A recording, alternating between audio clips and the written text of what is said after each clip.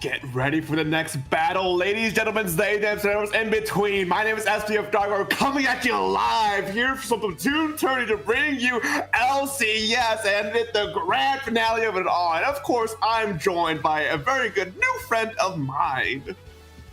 Hello, Dark. Thank you. My name is Brave, and I will be co-commentating with Dark today. We've got an amazing Winners Round 1 scheduled here at Splatoon Tourney 3, and of course, we've got 3 other streams. We're streaming all of Winners Round 1 simultaneously right now, so pick your favorite match, put on some popcorn, maybe have second monitor content if you can handle 2 at the same time. But here on Splatoon Tourney 3, we will be having Shark representing Booyah Bay from San Jose, California, fighting Synchronize representing Toronto, Canada, from their LAN, Toronto Roca. Yeah, I'm very excited to finally see all these teams, all these LANs, all these players finally clash here, folks. I mean, we have some information already, of course. Over inside of Shark, there's Swagger MC, Goose, 5th Gen, and Luna representing Booyah Bay. And on the side of Synchronize, it's going to be iCarly, God, Nigel, Onion, and Dylan Ross. So I'm very much, it's going to be one heck of a show today. Yeah, absolutely. I remember in that early Splatoon 3, always seeing 5th Gen in those X-Rank lobbies, X-Rank battles, just all the time, non-stop. It was just, that was a crazy time. So I'll definitely be looking forward to watch them play, especially with Swagger MC. Knows I've seen them on a lot of strong teams, and I'm just really excited to see them really face off here in this best of 5. Yes, this specifies, as we will be kicking things off to Barnacle and Dime Splat zones here. And there's a few clarifications for how this is formatted, folks. We are in a best of 5 double elimination bracket here. So whoever loses here will be already sent down to the losers bracket, which no one wants to be in a loser bracket this early, but someone has to here. And it's going to either be between Shark and Synchronize. And I mean, it's just going to be very, very exciting to see if the kickoff, Barnacle and Dime zones, is a tried and true map stage and mode here. So I'm excited to see how the LANs take this time around. Yeah, and with Barnacle and Dime, I feel like all I ever hear about from this stage is lockout, lockout, lockout. Everyone just talks about the lockout. Whoever gets that first wipeout, like, so difficult to come back on this map, and you have to have a lot of really good specials for it. So I'm really looking forward to seeing what Shark and Synchronize will be bringing to the table here. Yeah, bringing to the table, we will be seeing here as we kick off this first round of this first set with this first game here. 5th Gen on the bamboo. It's kind of a surprise for me. I don't really see a lot of bamboos these days. Yeah, very, very uncommon. We've got Swagger MC on that Neo Slosh, Neo Sloshing machine. I'm just really surprised to see Tri-Slosher here as well from the Synchronize. Yeah, it's a bit of a hodgepodge, strange team Synchronize has, but it might be part of their plan to confuse, to bewilder, and keep off-tempo Shark as they not only get the first few points here, but they get the first few picks to try and leverage against Booyah Bay here. But they do lose out a little bit. There's trades being left and right. It's just a mad scramble for zone, for control, for anything. Yeah, and it looks like the try is going to go ahead and trade off that Slosher. No bucket on either team right now, and we're still just kind of scrapping for mid. No real control has really been given to either team. They were both high 90s with, like, no penalty. Then this splashdown might be able to catch someone off guard, but no, we are having, of course, high-level players here. No one dying to that splashdown is kind of unsurprising. Yeah, I mean, Splashdown is a good special to leverage for the constant zone flipping, but it's very hard to actually get the proper picks off of it here. But Shark does manage to at least get their footing a bit better than Synchronize and starting to actually push them back, threaten them at least a little bit here. And they're finally able to take the zone, take control mid, and properly flush Synchronize out. Yeah, it looks like Shark had a chance there, but just a little bit of confusion there on the Blaster's end led the Explo to be able to take out, and Synchronize is going to be able to kind of rush through mid here and try to score some points, score some just area as well. But no, Swagger MC, they're firing back, going to go ahead and give it back to Shark here. Yeah, Shark now in a very good position here with Swagger having the flow aura as well means that they can absolutely leverage that momentum to keep this hold, keep this in a lockout scenario here. They're backing up a little bit, respecting some of the space that Synchronize is starting to press up here, but Specials is online. Crucially, the Trizuka here, which can be used to shut down any attempts of pushes coming from Synchronize. It gets ripped off here from both ends, but finds no one. Then Bamboo is out from Shark though, but Synchronize tries to break through, but it's not enough. Yeah, it's just like this splashdown, these double splashdowns like right here, they aren't doing enough for Synchronize here. The Shark is just keeping up the picks, making sure not to die to the splashdown. And right now, kind of Nigel, the only potential saving grace for Synchronize, but no, Shark is going to go ahead and cleanly take game 1. Yeah, a very good showing for Shark. The first half of that game was a bit of a scramble between these two teams, trying to see who can actually leverage their advantages against one another. But slowly, Synchronize was starting to lose some ground, some footing, allowing Shark to push them back and kept that into that devastating lockout that we had mentioned earlier. Yeah, and that felt like such a quick match. I was not quite paying attention to that timer at the end, but it just... once they got control, they were really just able to hold it, and I'm really kind of hoping, just maybe personally, that it doesn't quite go like that for game 2 and 3, because I would really like to see game 4 on Clan Blitz. That's just my personal advice there. Yeah, I mean, Clan Blitz is always so fun to watch, at least in my opinion. I'm not a player anymore, so I can have this positive outlook on Clan Blitz. But no, it's definitely so much exciting to see here. But no, that Shark definitely was in a good position for a majority of that game here. So as we head to look into game number 2, which is going to be Tower Control Inkblot Art Academy, the tried and true for the competitive scene, I want to say here. Seriously, I'm very eager to see what Synchronize wants to try and put out differently next year. Yeah, from all the way back in Splatoon 2, just the real tried and true tower map, just getting spammed in tournaments, spammed in all of the competitive formats. It's just everyone, it's just so neutral, I would say. No, it's exactly the best way to describe it. It is the neutral map, you know, a lot of different comps, a lot of different weapons like this for different reasons, you know. It's not very one-sided for the attacker or the defenders, you know. I mean, once you get to the end, you know, that's when things really start to spiral out of control there, but it's less lack of the map design, the stage design, but more of the fact that you are giving up more space exclusively with bats. You know, bats control is so crucial here that if you don't have proper control of that, things can just spiral so fast. Yeah, this map is bats, particularly in tower control where you have that ramp and it's just so easy to get there from plat. And also it's very important to have control, complete control, might I say, of bats to be able to clear that second checkpoint. It's just so crucial to go in there ahead of the tower, like far ahead of the tower, like 10 seconds ahead, and go get that bats, because otherwise you're probably not breaking second checkpoint. Yeah. No, I mean, it's very much how well can you play ahead of the tower, especially after that first checkpoint. It really dictates a lot of your success, a lot of your tempo here. But as we kick into the second game here, we do see a few minor switches around, kit alterations on either side. And I do believe that Splash as well as the Heavy is new here too. Yeah, it looked like a lot of changes from Synchronize, honestly, bringing out that Neo Splash, bringing out the Heavy Splatling and the Dynamo. It looks completely different. We see no Slosher on the side of Synchronize, and right now already strikes coming out from that Splash, as you would expect in the first 20 seconds of the match. And right now that's going to force some fights. It looks like we got Fighting Splash actually going to go ahead and win that fight and survive against the Blaster. Pretty huge for Splash there, and now everyone knows that Blaster's over there, so that Carbon going to go ahead and quickly clean up. Yeah, a good opening from Synchronize here to keep Shark in place. You know, they do get a few picks here to try to look and to see how they can convert that into proper pushes here. Onion popping the triple ink strikes to try and clear out platforms so they can actually get this tower moving here. Nigel using the Trizuka, but it's shut down by the enemy Trizuka from Swagger there. Onion having to force the back off from the tower there, but I do believe they're going to be able to get this this first checkpoint if they hold their ground just enough, barely breaking it through. And 3 players down, make that a delayed wipeout for Shark. Synchronize looking great. That was an amazing splat from Funny Do on 5th gen with the Heavy Splatling to the Bamboo. Like, that was just very, very solid. It really opened up bats and is really allowing Synchronize to go crazy here. Another wipeout is insane. Yeah, I mean, this is the point where things can really sprout here. They have Synchronized have proper control of bats here. They have specials online. They're already at that third checkpoint already to see if they can just force their way through here, pick after pick after pick. Funny dude with the floor aura is just gonna be able to carry this tower, carry their team to victory here. Unfortunately, not able to close the game out, but Dylan having to force to get on the tower to get that a clean 100-0 from Synchronize.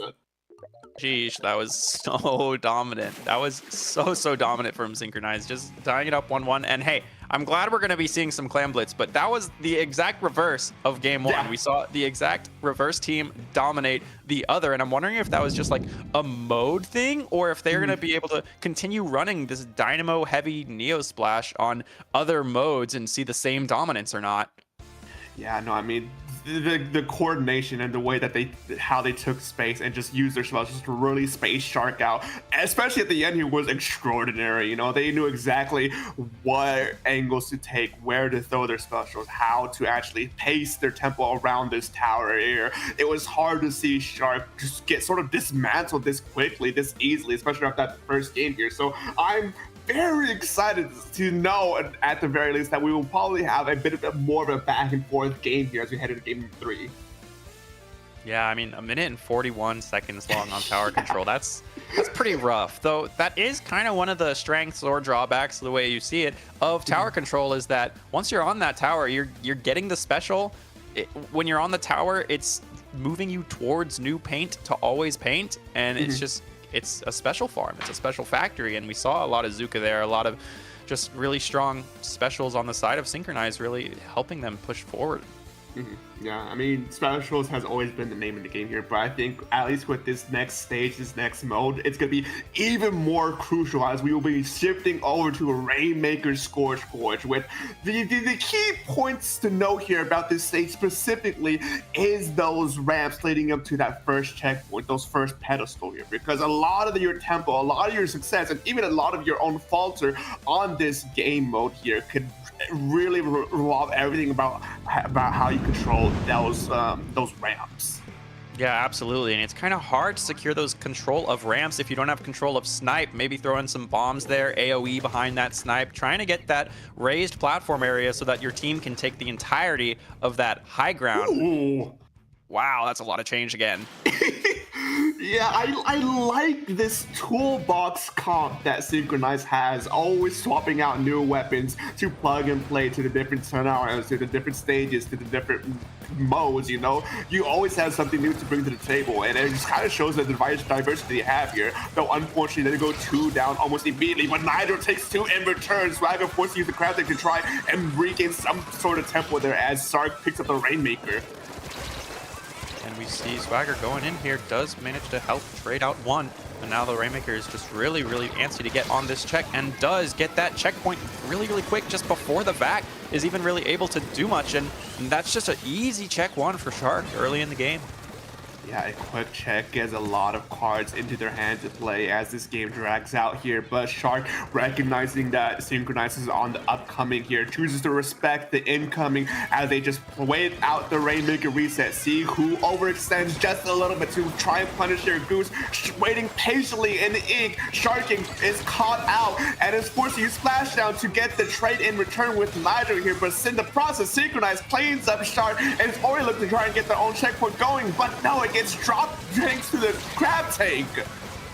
Yeah, that was a really good Shark from Goose, and it looked like he was going to have some pretty good merit, but then just the Splatling got a nice little fall-off shot. Kind of knew, like, wait a second, why did I just, like, hit someone? I wasn't expecting that. Like, where's this guy? And then all 4 people were really able to just kind of punish Goose for being there. It did end up being a trade because of Splashdown, but now we've got Synchronized, you know, trying to get their footing here. They do have mid. They have, like, no one in, like, this drop pit area, which is really good for them, because if they ever see a drop, then they know that it's pretty easy to punish, and it's just, they don't have to worry about any Sharkers either, because they've kind of already taken care of that.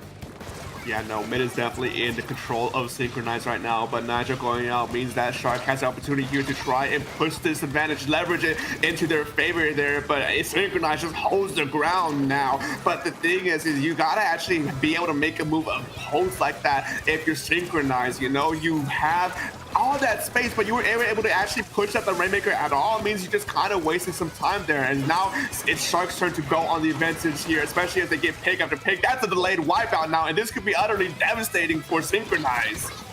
Yeah, but it looks like that Carbon, the first down, quickly just respawned. Didn't even jump in or anything and just quickly got that double, almost making it a triple, completely crippling their attempts at a fast and strong push. Even with delayed wipeout, now we've got just like, this Rainmaker just kind of has to sit here and wait for some picks to happen. Yeah, and now there's 2 minutes left on this game. Synchronize has the tools in them to be able to fight back against Shark, but they unfortunately haven't been able to properly use them, properly execute them. The Rainmaker has been dropped thanks to the tri-strikes here, but we do lose one from Synchronize. It's going to be hard to see how effective that push is going to be without Nigel on the Carbon roller here. They're looking to try to at least wait a little bit before picking up that Rainmaker again, trying to, once again, reestablish area control here in mid. But the thing is, they actually got to be able to use that area control if they're going to want to try and get a push coin, because or else we've seen it already. Shark is more than happy to be able to just give up time, give it space, and just stall them out. And right now it looks like we do have a Crab forcing a jump out here on the headed. We also had a left drop. The headed actually gets punished by that left drop, and right now we only really have 2 alive plus that 1 jump from Synchronize. We do pop the back in order to keep that teammate alive, but now we're kind of in this awkward spot, and it's just a 2v2. A lot of jump-ins going to be happening right now, but it's just Goose now left on Shark.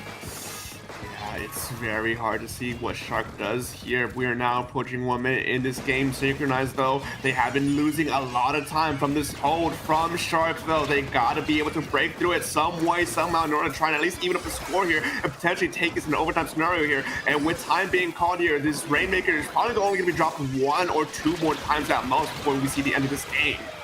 Wow, that whale just obliterated both the Rainmaker and the Vacuum. You think like Vacuum, like this is gonna do a pretty good push, but no, they're all going down from it, and it looks like that we're just gonna see Synchronize be able to really punish them. Wow, they like all went forward and kind of all died for it. So Synchronize still has a chance here. They already have another vac, was very likely a cooler vac.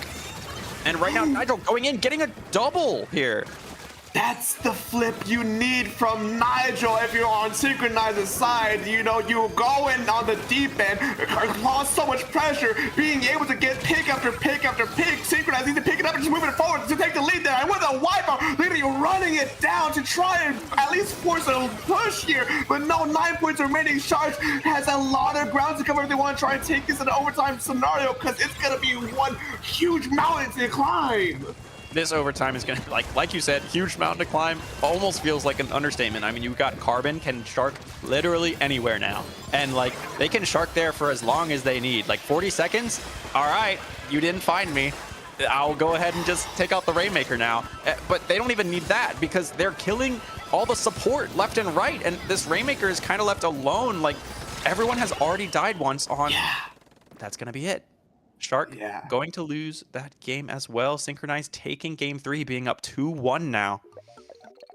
Yeah, I mean, Nigel really pretty much saved the game for Synchronize at the end. They're going in, getting those 2 picks. They're clearing the path of the Rainmaker and being able to actually clean up the remainder of Shark with those Trizuka as well, going on the deep end with the Carbon Roller as well, to just be able to just extend that lead even further. I mean, for the majority of that game, Shark was in the driver's seat, keeping Synchronize in check, in place, but just one mistake allowing Nigel to slip through the cracks just was absolutely devastating for Shark.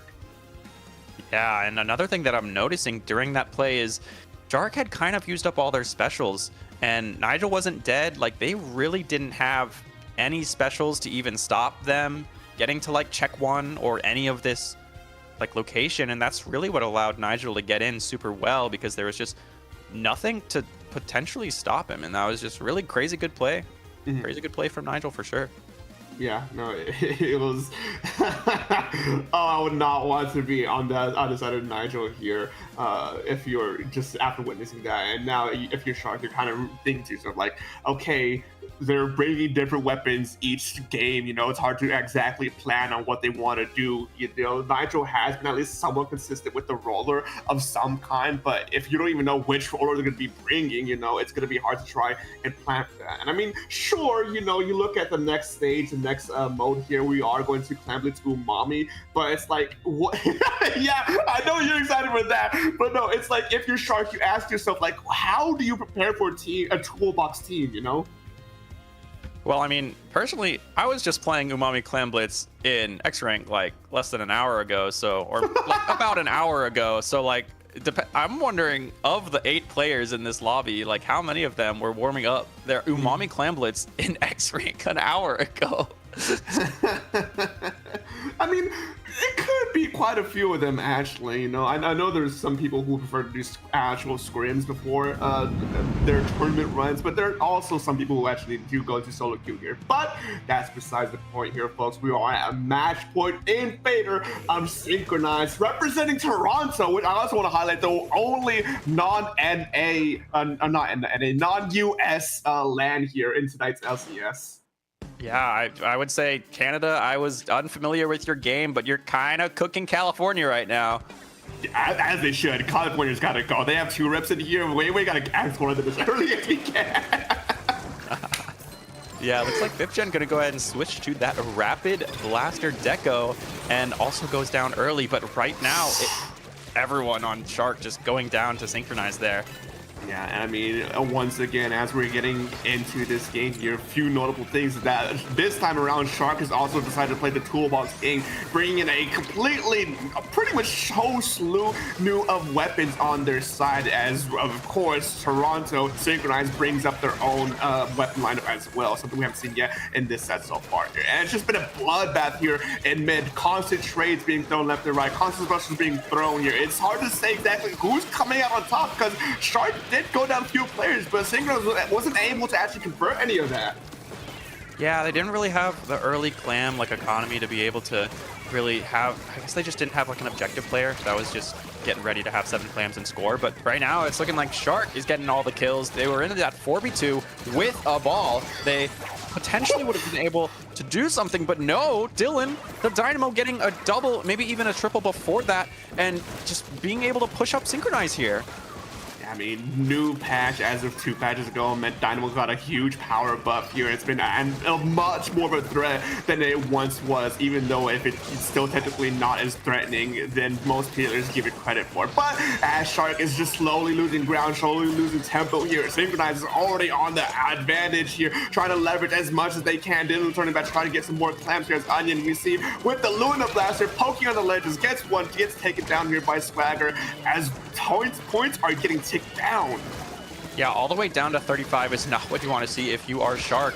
They, of course, are going in with this tent, but just unable to fully clear the dome. The Dynamo is still there. Now, they do get the wipeout, but just it's so disheartening so early in this game to get a 74-point push in Clan Blitz. Like, that's exactly what you want in Clan Blitz, to be able to play a more passive defensive game where you kind of just have to trade them out the rest of the game.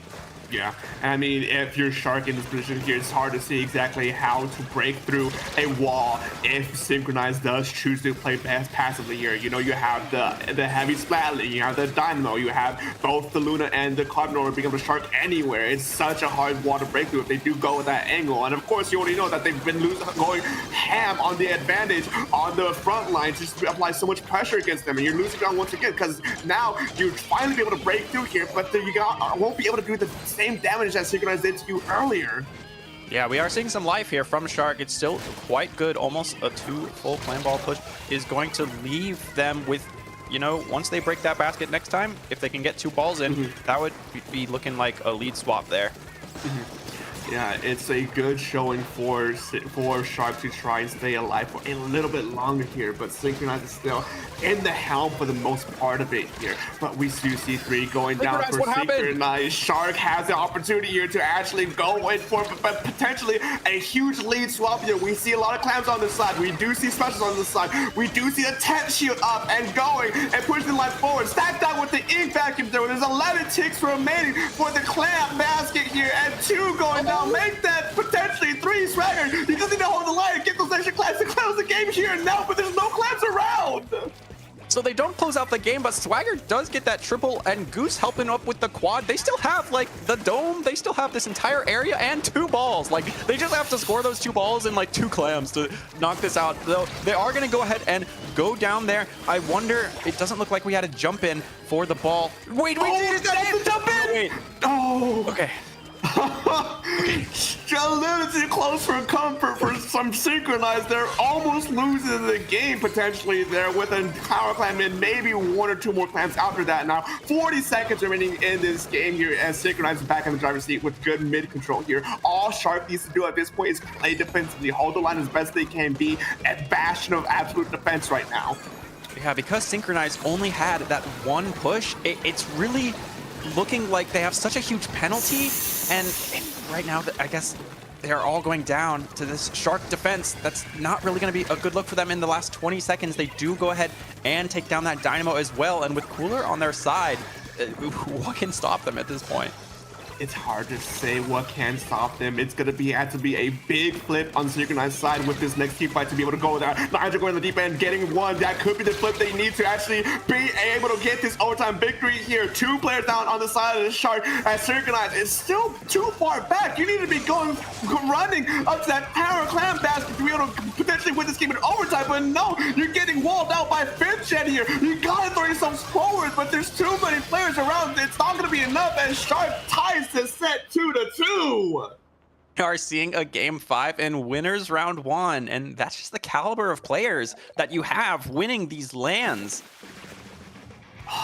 Yeah, I mean, it's taking it to game 5, being with how close that game was already. This set is definitely looking to be the close, just back and forth we were talking about earlier, because Synchronized, not just Synchronized as well, Shark, no one here wants to go to the losers bracket this early here, and both teams are going to throw everything they can to make their victories possible.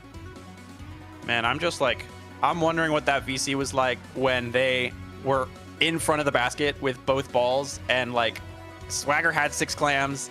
I know that we had so many clams, but like it was a little nerve-wracking, because if any one of them died at that moment to some random bomb or some random Shark, it really could have thrown a wrench in that game-winning push that really got them all the way to 8. But they were able to get that out all the way down to 8. Very impressive stuff from the winners of Booyah Base in San Jose, California.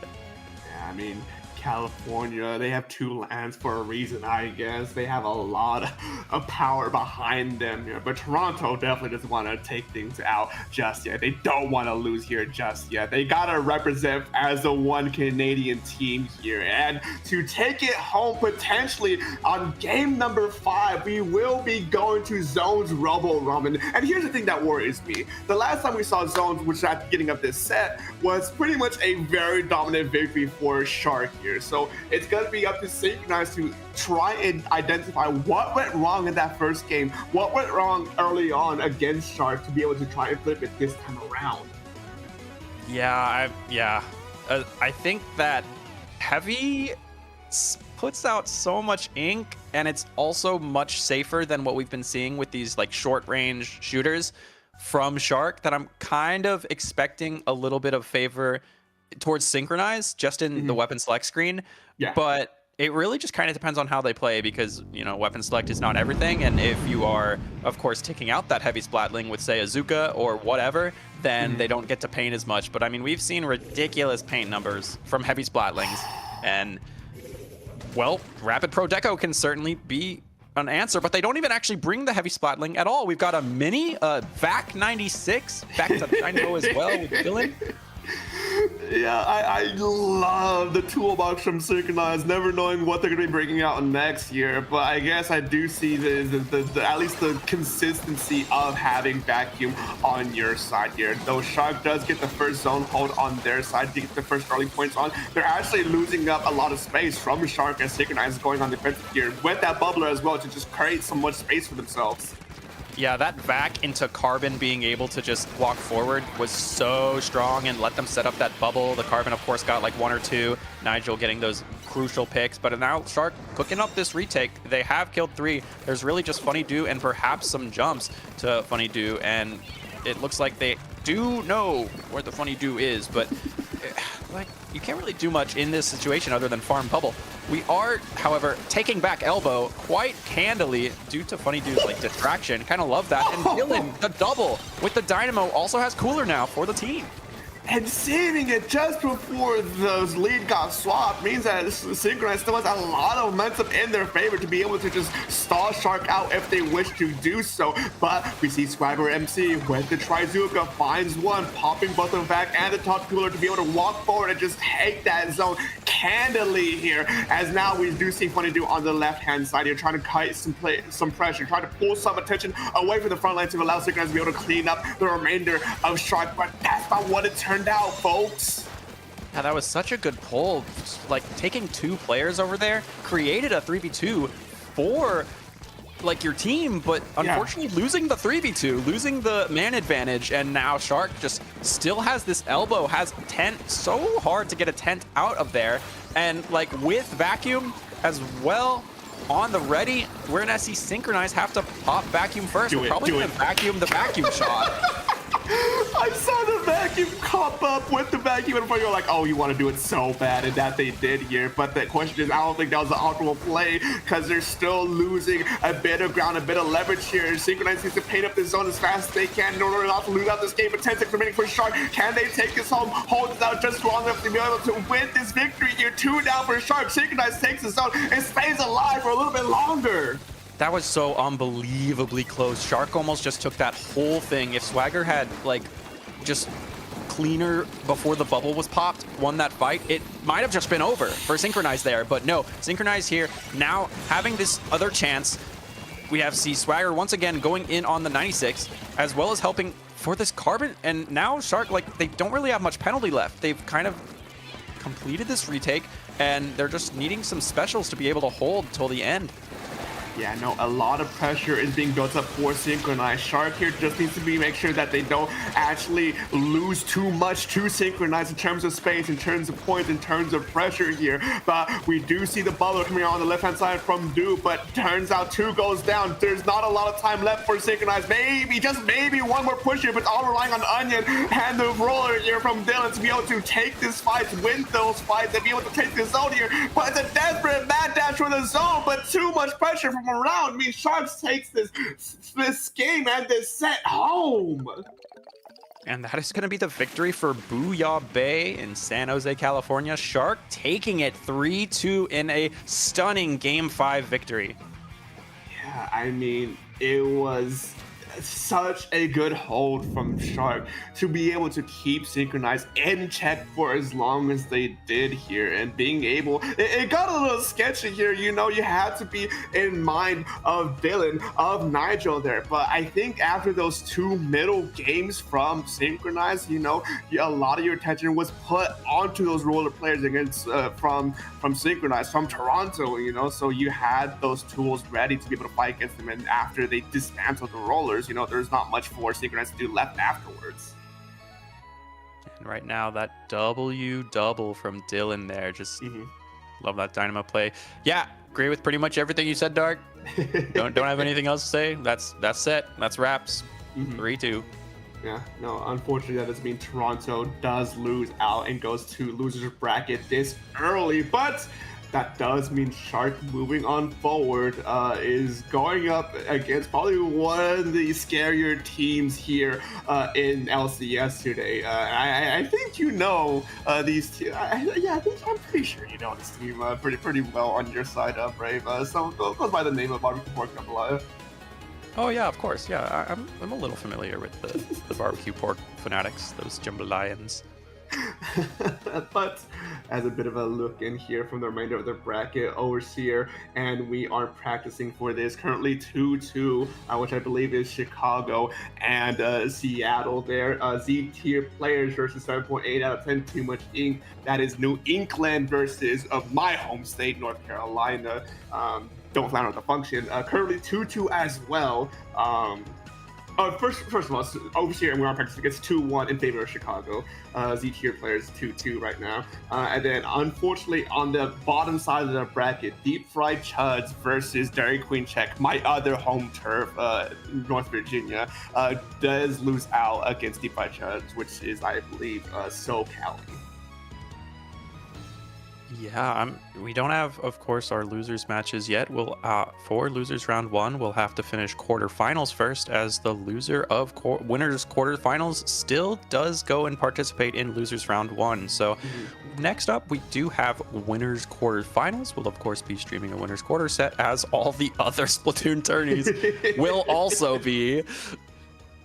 And yeah, we've got a lot of great Splatoon left. Yeah, I mean, I gotta be biased here. I gotta take a look at Z tier versus 7.8 too much ink. I gotta believe that my homies from North Carolina can take this set home and move on forward when Virginia couldn't here. But no, it's definitely, we are just waiting with bated breath to see how these two sets end up, so we can know exactly where we're going next.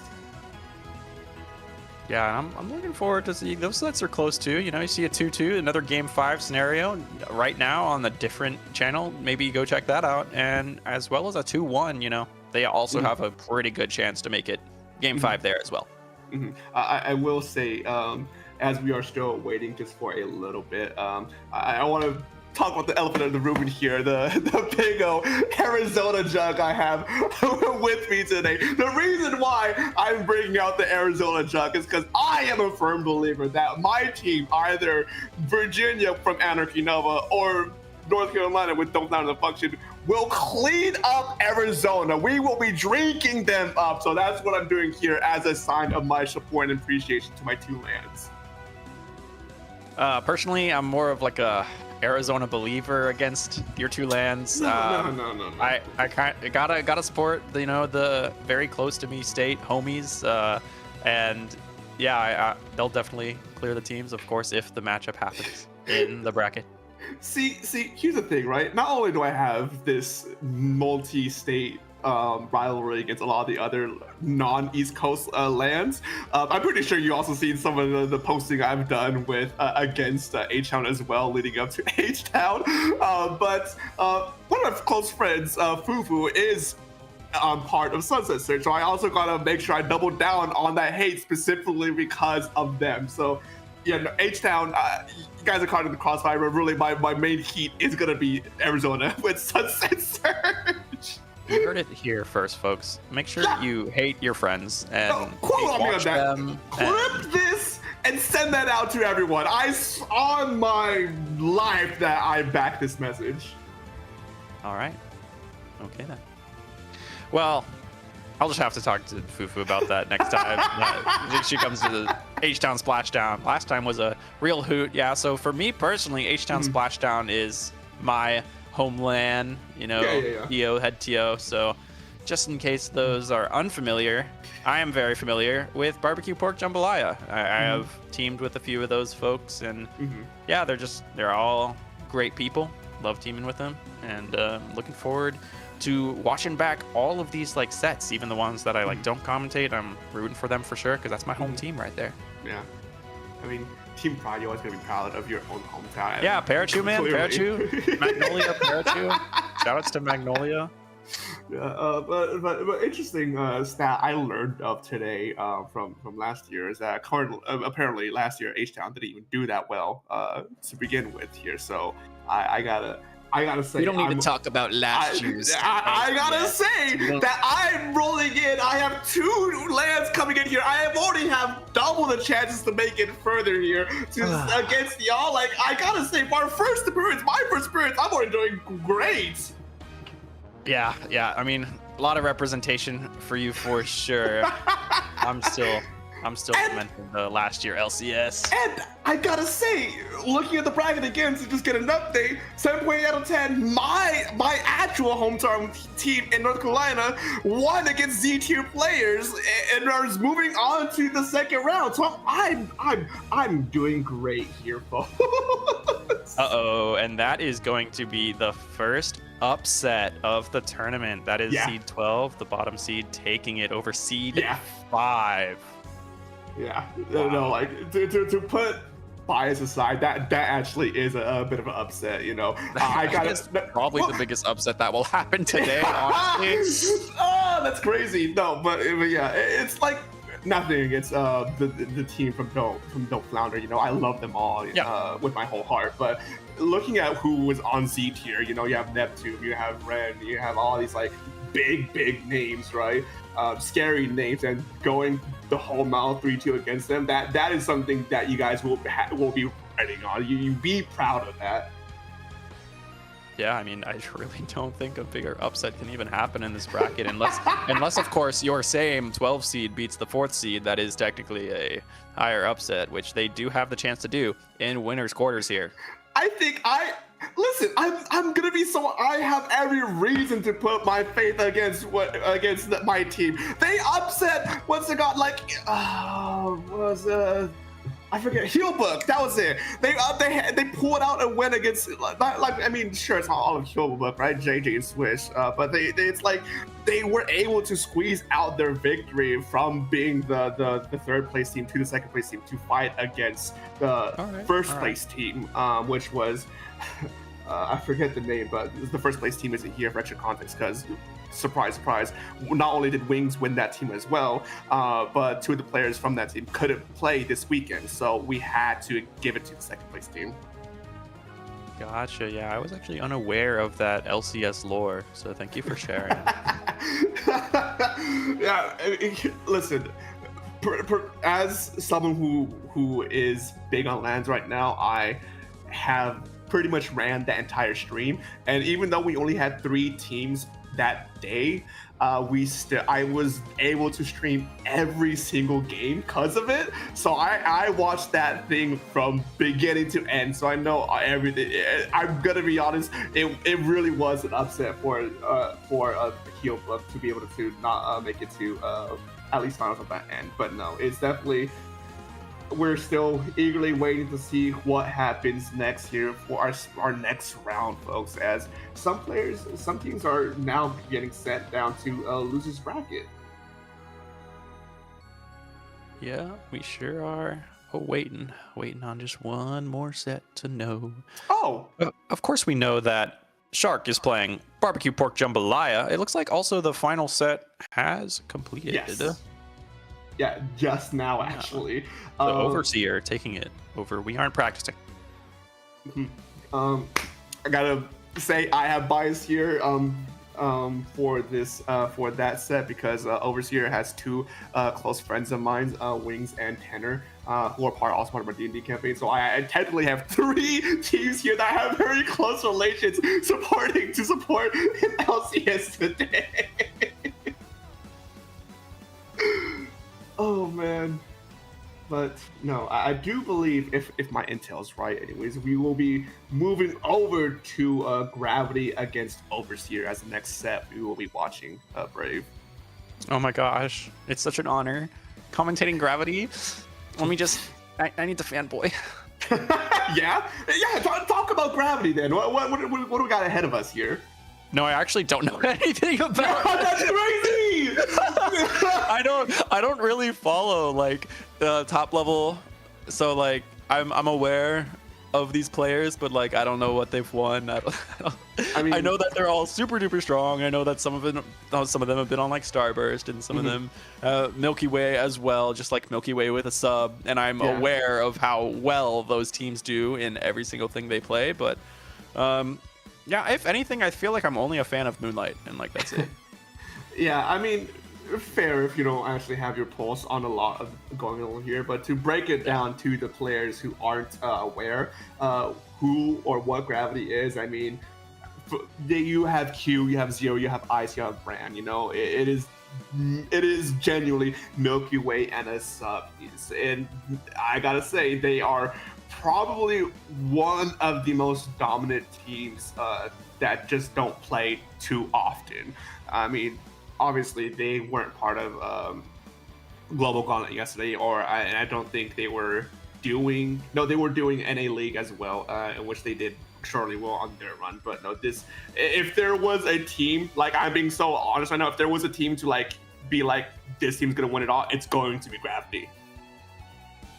Yeah, I mean, it's definitely the fan favorite. You know, everyone's definitely looking at Gravity to win this for sure. It's just on everyone's kind of mind. And like Popgun, of course, putting out that whole bounty. Can anyone take a game off Gravity? Personally, I am a firm believer that Barbecue Pork Jambalaya will be taking at least a game off Gravity, but that's just me. Those my goats. Those my goats. I mean, look, I'm gonna be honest, just to paint the picture like how much I think is in Gravity's favor right now. My own two teams I've been diehard supporting this entire time. I don't think they can take a game off of Gravity, you know? Like, I am not that delusional to be able to say that, you know? So it's very much gonna be to see exactly how Gravity takes this next set here. And of course, not everything's gonna be about Gravity. You know, we still have the other half of the team of the set here, which is gonna be Overseer. To break them down real quick, you have Bounce, you have Wings, you have Tenor, and you have Peta. Of course, I'm most familiar with Wings and Peta, or not Peta, and Tenor because they are like very close friends of mine. But yeah, it's just as a quick breakdown, Wings is extraordinarily good on the Stringer. Tenor is a very good, just like all-around player, having a lot of different tools on their side. Peta is very much a stamper, or not stamper, what's the Splatana head, having a wide range of Splatana's on the side, and Bounce just being a gal demon.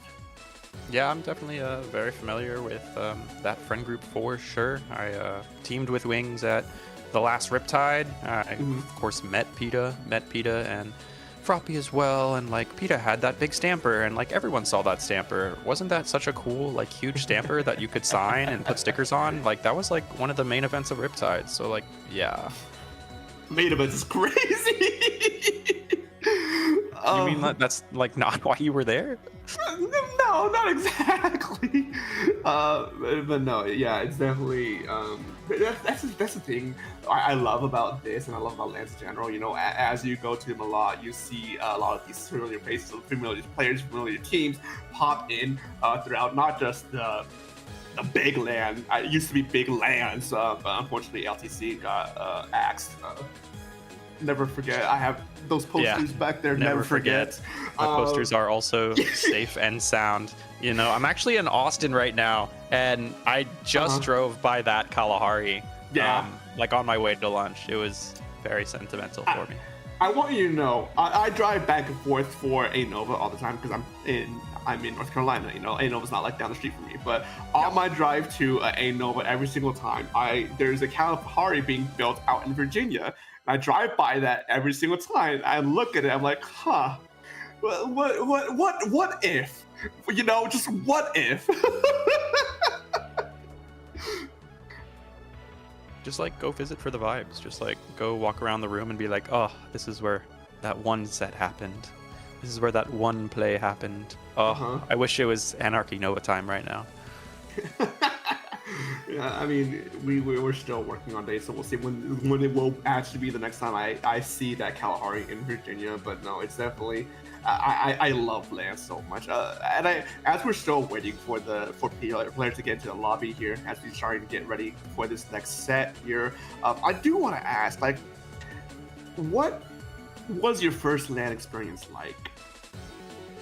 That's kind of an interesting question because for me, my first LAN experience was not Splatoon. It was Smash Bros. So if I were to go off of that, my first Splatoon LAN experience is going to LTC during Splatoon 2 times and seeing Splatoon 2 over there in the same room as Smash and being like, whoa, I like Splatoon. I play Splatoon and like X rank and stuff, and I've just like never done any of like the LANs or anything. And I only competed at Smash with that particular LTC. I think he was probably 21 or 22. But I saw the community over there, and I was like, maybe I'll do that one day. Just sighs longingly towards the room. The part of the room that was much like less smelly, more respectful. I love the Splatoon community. No, it's definitely there's something so magical about LANs, you know, and I love it to do. I mean, clearly with all the posters that I have on behind me as well, and all the posters I've yet to put up, you know, I love LANs so much. So like, yeah, no, it's definitely. If you, I will forever be a part of the message saying if you like a LAN, you should go to, if not the big one that is Riptide, go to one of the locals because there's so many cool people you'll meet there too. Yeah, and I love talking to like older folks of the community as well that never really had that experience with like locals and LANs, and like some of them coming back just to be spectators or like just kind of come vibe in the community and just be like, wow, there's like a local an hour away from me now. Like, that's cool. That wasn't a thing 5 years ago. That wasn't a thing even 3 years ago. Like, we have locals sprouting up everywhere in the past 3 years. It's awesome.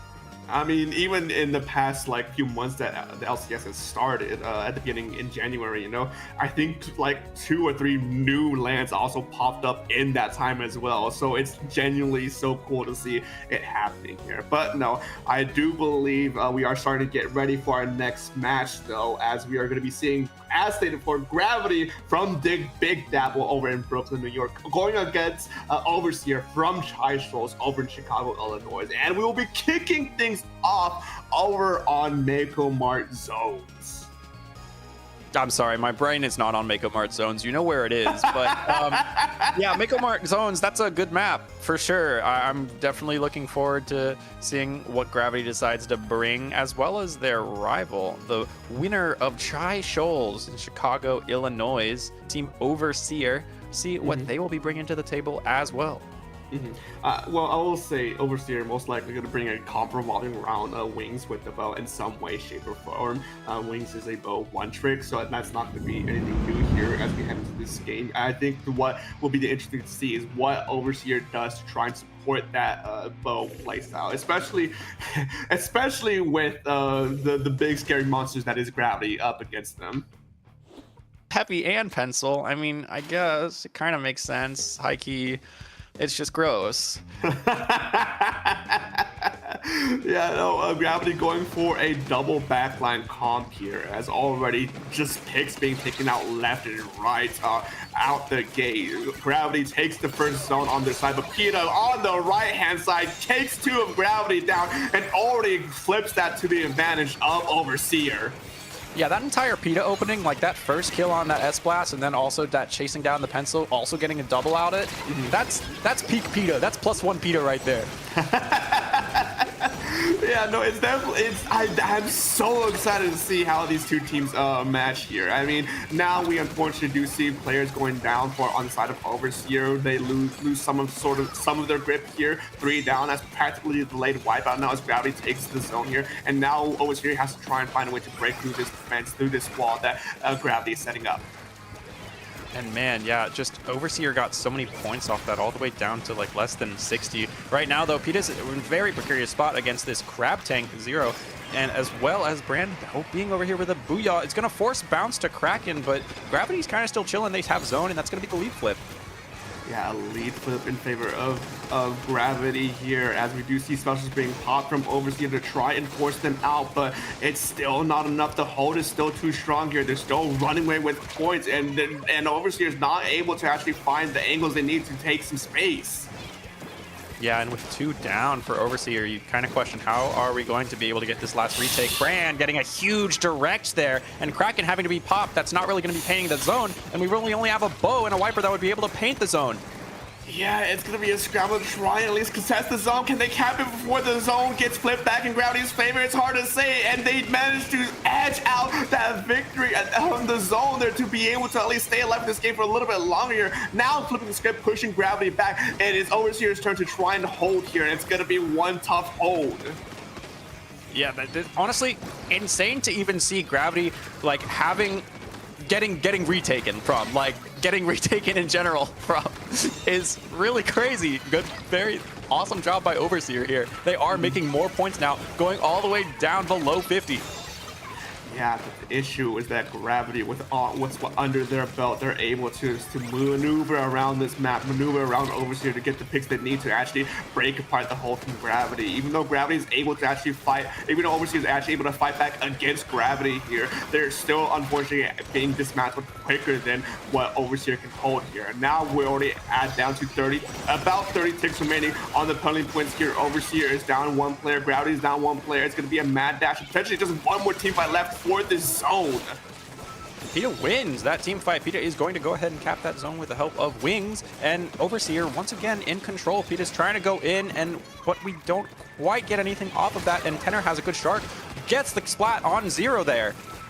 Yeah, a good pick there from Tenor to be able to hold their advantage. Overseer is trying to buy as much time as they can against Gravity to be able to narrow this lead deficit against them. There's just 1 point remaining for Gravity here. They don't even need to play it full on offensively to lock out Overseer. They can just stall this out to the very end, and as long as Overseer doesn't somehow get a knockout here, they're going to be the ones coming out on top. Yeah, they really don't need this knockout at all. We have 0 right now in a potentially precarious situation. Has Crab, but goes ahead and gets Wings, gets a double there, taking out Tenor as well. It does trade out and gets no Crab for Gravity, but do they really need it? They have zone. They're throwing out this Booyah, and honestly, they're still just counting chilling. Yeah, Gravity is a comfortable position right now. There's 1 minute remaining. They still have a 44-point lead over Overseer here, and they have specials online. We do see the tactical are being thrown out by Q here, but Gravity's been losing players one by one, and a good flip from Overseer. Now it lets them be able to try and set up a hold of their own against Gravity to potentially ride it out to victory here, because with that touch time remaining, there's only one option here for Overseer. Yeah, and they have the picks to do it. You know, they're in control. They're going to be able to, like, get very far here. Honestly, all they really need is, like, 2 more picks to be able to secure that win. Unfortunately, though, Dynamo on side of Overseer are going to go ahead and go down. PETA almost able to take out Backliner. That would have been a huge anti-paint for Overseer. But no, it's just we are going too many down, and that is Overseer having to neutralize the zone, or rather being contested. And now they have to cap in 7 seconds in order to have this game kill on. Yeah, I mean, Overseer has a lot of good in their side, but Gravity is just still able just to take a good hold against them for a majority of that game. Though they know the picks they need to go, they know the angles to fight against. And sure, Overseer has the leverage against Gravity a good chunk of the time. It's just the fact that Gravity is just able to just find these weird off angles against them and be able to leverage it in their favor. And it's gonna be a pretty much a war for riches to try and push themselves to the limit here from Overseer to try and keep this momentum going against Gravity. Yeah, absolutely. I mean, they performed amazingly in game 1. Definitely better than probably anyone would expect. I'm not going to lie.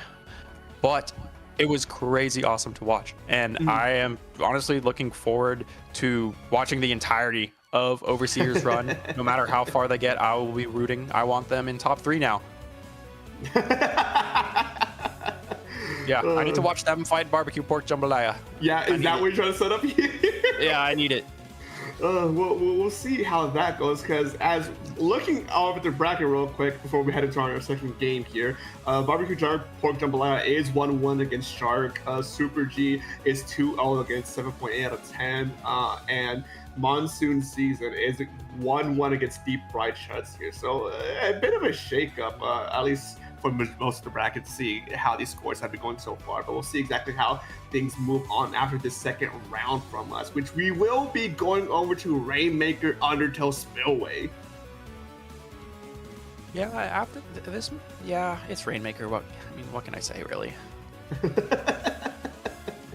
I mean, look, with what we have on the table here, I think on a pure comp level, it might be leaning a little bit towards Overseer, because you have a lot of the chip damage from the Stringer. You have a Dynamo to be able to hold just these small corridors without any issue. You know, you have Peta with the Splatana. We don't know what Splatana to be bringing around this time around, but if they do bring the the Viper again, you know, they can absolutely just make a lot of these corners, a lot of these corridors leading up to the checkpoint. It was so difficult to hold, you know. Gravity has a more traditional top of the line comp, yes, but I think just on a pure like what's on the table here, I feel like it's leaning a little bit towards the Overseer right now. Yeah, I think comp-wise, I would agree with you. But if we factor in the history of the players, then maybe we got a different story there. But regardless, excited to watch this game. We are gonna have, Undertow, Spillway, Rainmaker. I just don't really like the spine. It's just very awkward always to navigate the spine, no matter like what weapon you play. Yeah, it is one of the pain points here, how well you play around the spine and the mid area. But as we do see, just some minor changes ups on the side of Gravity here. The Forge Pro coming out, as well as I do believe that those vanilla abilities coming out as well. I'm pretty sure they were around last time. I may be tweaking on that. But already out the gate, Gravity gets one pick against Overseer, make that 2 picks here, picking the Rainmaker, and moving on a fast rotation to the left-hand side as we see a third go down.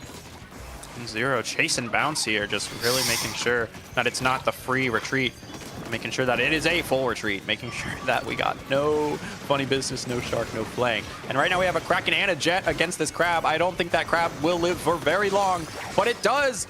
And we have just Q as well getting a pick there on Tenor. Oh my goodness, Q is just getting pick after pick with the pencil here, being able to just keep Overseer in check, allowing the remainder of Gravity to clean up the 1 or 2 players remaining from Overseer. And now we do see them trying to make a breakaway through this corner here, through this elbow, to try and get as many points as we can, knowing that Peta's on the back line and 18 points remaining. With just approximately 1 minute in this game, the damage from Gravity has already been so massive. Yeah, the mental damage also is just like so much, because like 18, that's like a very winnable push. Like they can just kind of stall Rainmaker, they can just kind of sit back. It's definitely solid enough to win on. Like it's gonna be hard for Overseer to make this uphill climb now. Yeah, I mean, a lot of cards is on Gravity's side here. They're just trying to see exactly what Overseer's angle approach is here, applying a pressure from all these different angles. You have Zero on the left-hand side, Ice on the right-hand side, Brand just being utter menace with their weapon as well. It's just a lot going on from so many different angles here, and the Rainmaker is being picked up by Gravity once again to just buy themselves some more time here. Yeah, and that is going to be bounced successfully, not dying after Kraken, and also taking out Zero. Though being alone there and being looked at by 3 members of Gravity is a little scary. I'm honestly very impressed by Bounce's ability to stay alive, and Bounce is still alive, and the team really comes and helps Bounce as well. Bounce able to get that kill as well. We are still alive here and have another Kraken. Yeah, how this Kraken gets used will be crucial to try and break up this line against Gravity here, as Overseer is just trying to at least stay on their own legs here. There's a lot of purple on the field right now, so much space for Gravity to maneuver around, to play around, to just be around, you know, and Overseer is struggling to actually get anything of their own push going here. The Rainmaker is popped here, and Peta does get 1 pick here, potentially 2, narrowly avoided Q as they jumped out now, and now for the first time this game, we do see a potential push coming in from Overseer. Yeah, that's like the first time that really the whole team of Gravity was forced to get out. 2 people died and 2 people had to jump all the way out. And that just really allowed Overseer to have mid for a bit. But unfortunately for them, the mode was kind of Rainmaker. So like they getting points off of that may be difficult here, especially since all members of Gravity have been allowed to come back and have been allowed to like start fighting again. Yeah, I mean, it was a potential good push from Overseer, for Gravity's own fast-paced nature was able to meet them before any points could be scored here. Now 2 players down from Overseer. Gravity picking up the Rainmaker once again. Zero leading the charge on the left-hand side, looking to use that crab stick to leverage even more space in their favor here, narrowly avoiding their own death as well. That's a lot of power coming in from this incoming push from Gravity. Yeah, that was crazy. He was like 95. He was on like 5 health from like Dynamo and probably some bow chip as well. But right now, PETA in the backfield just going to go ahead and kill the Rainmaker. Also force a jump, though that jump, you know, was kind of right on top of him and killed him immediately. That's crazy. Unfortunate jump, but Overseer still down 2 players as Gravity just holding up this pressure. We do see Pounce with the Kraken once again to break up this line from Gravity, but the Rainmaker is back in their possession for getting dropped here. It's just utter chaos, left and right coming out from either side. It's hard to keep track of exactly who's coming out on who, but as time ticks down, Gravity's eventually going to win this stalemate. Yeah, that's kind of what Rainmaker certainly can feel like a few times, you know. You just go back and forth in trades, and it's kind of hard to push the objective. It just takes a really long time. And also, how do you push an objective against like these top, like national class, like level players that have been playing on like Nintendo stages? It's very difficult. Yeah, I mean, it's very much trying to do the best it can do in a situation like this here, but the presence, the power, the pressure from Gravity is overwhelming against Overseer. Now, with a clean second game on their side, already a match point against Gravity, that not only is this set looking very good for Overseer and for Chicago, that bounty is not looking like it will be cashed in, at least this time around. Yeah, it's looking like not this set, though. Clamblitz could be completely different. We never know. You know, every time it comes up, I always forget you're just a shooter for Clamblitz. Yeah, I love Clamblitz. That's my goated map mode. That's my goated mode. Love that mode so much. Yeah, I'm really sad that I don't get to play it more like in Sendo Q. Like, yeah, it's always zones only. And it's like, man, I mean, I'm sad. But to make you not sad, you know, we are going to Clamblitz Museum. What's your specific opinion on Clamblitz Museum? Dude, Museum is so great and fun because you just get to drop. You get to drop right for free while they are pushing, and then go score. It's so easy to flank on Museum. No one ever calls it out. The only time I've ever been successfully very well called out for it was against Moonlight, against Shadow's tent. And only Shadow was there, and I actually won that 1v1 and then scored off of it. It was like, it's just so easy to drop right and score while you're getting scored on, because like the basket is going to go up at some point. It's not going to be a knockout. This is kind of Clamblitz. That doesn't really happen, especially on the first push. And at that point, if you're under the basket with a ball, and then you also jump in the pity, that's already you're down to 60. Like, that's a lot. And it's very easy to do on this stage because right drop is super free from spawn.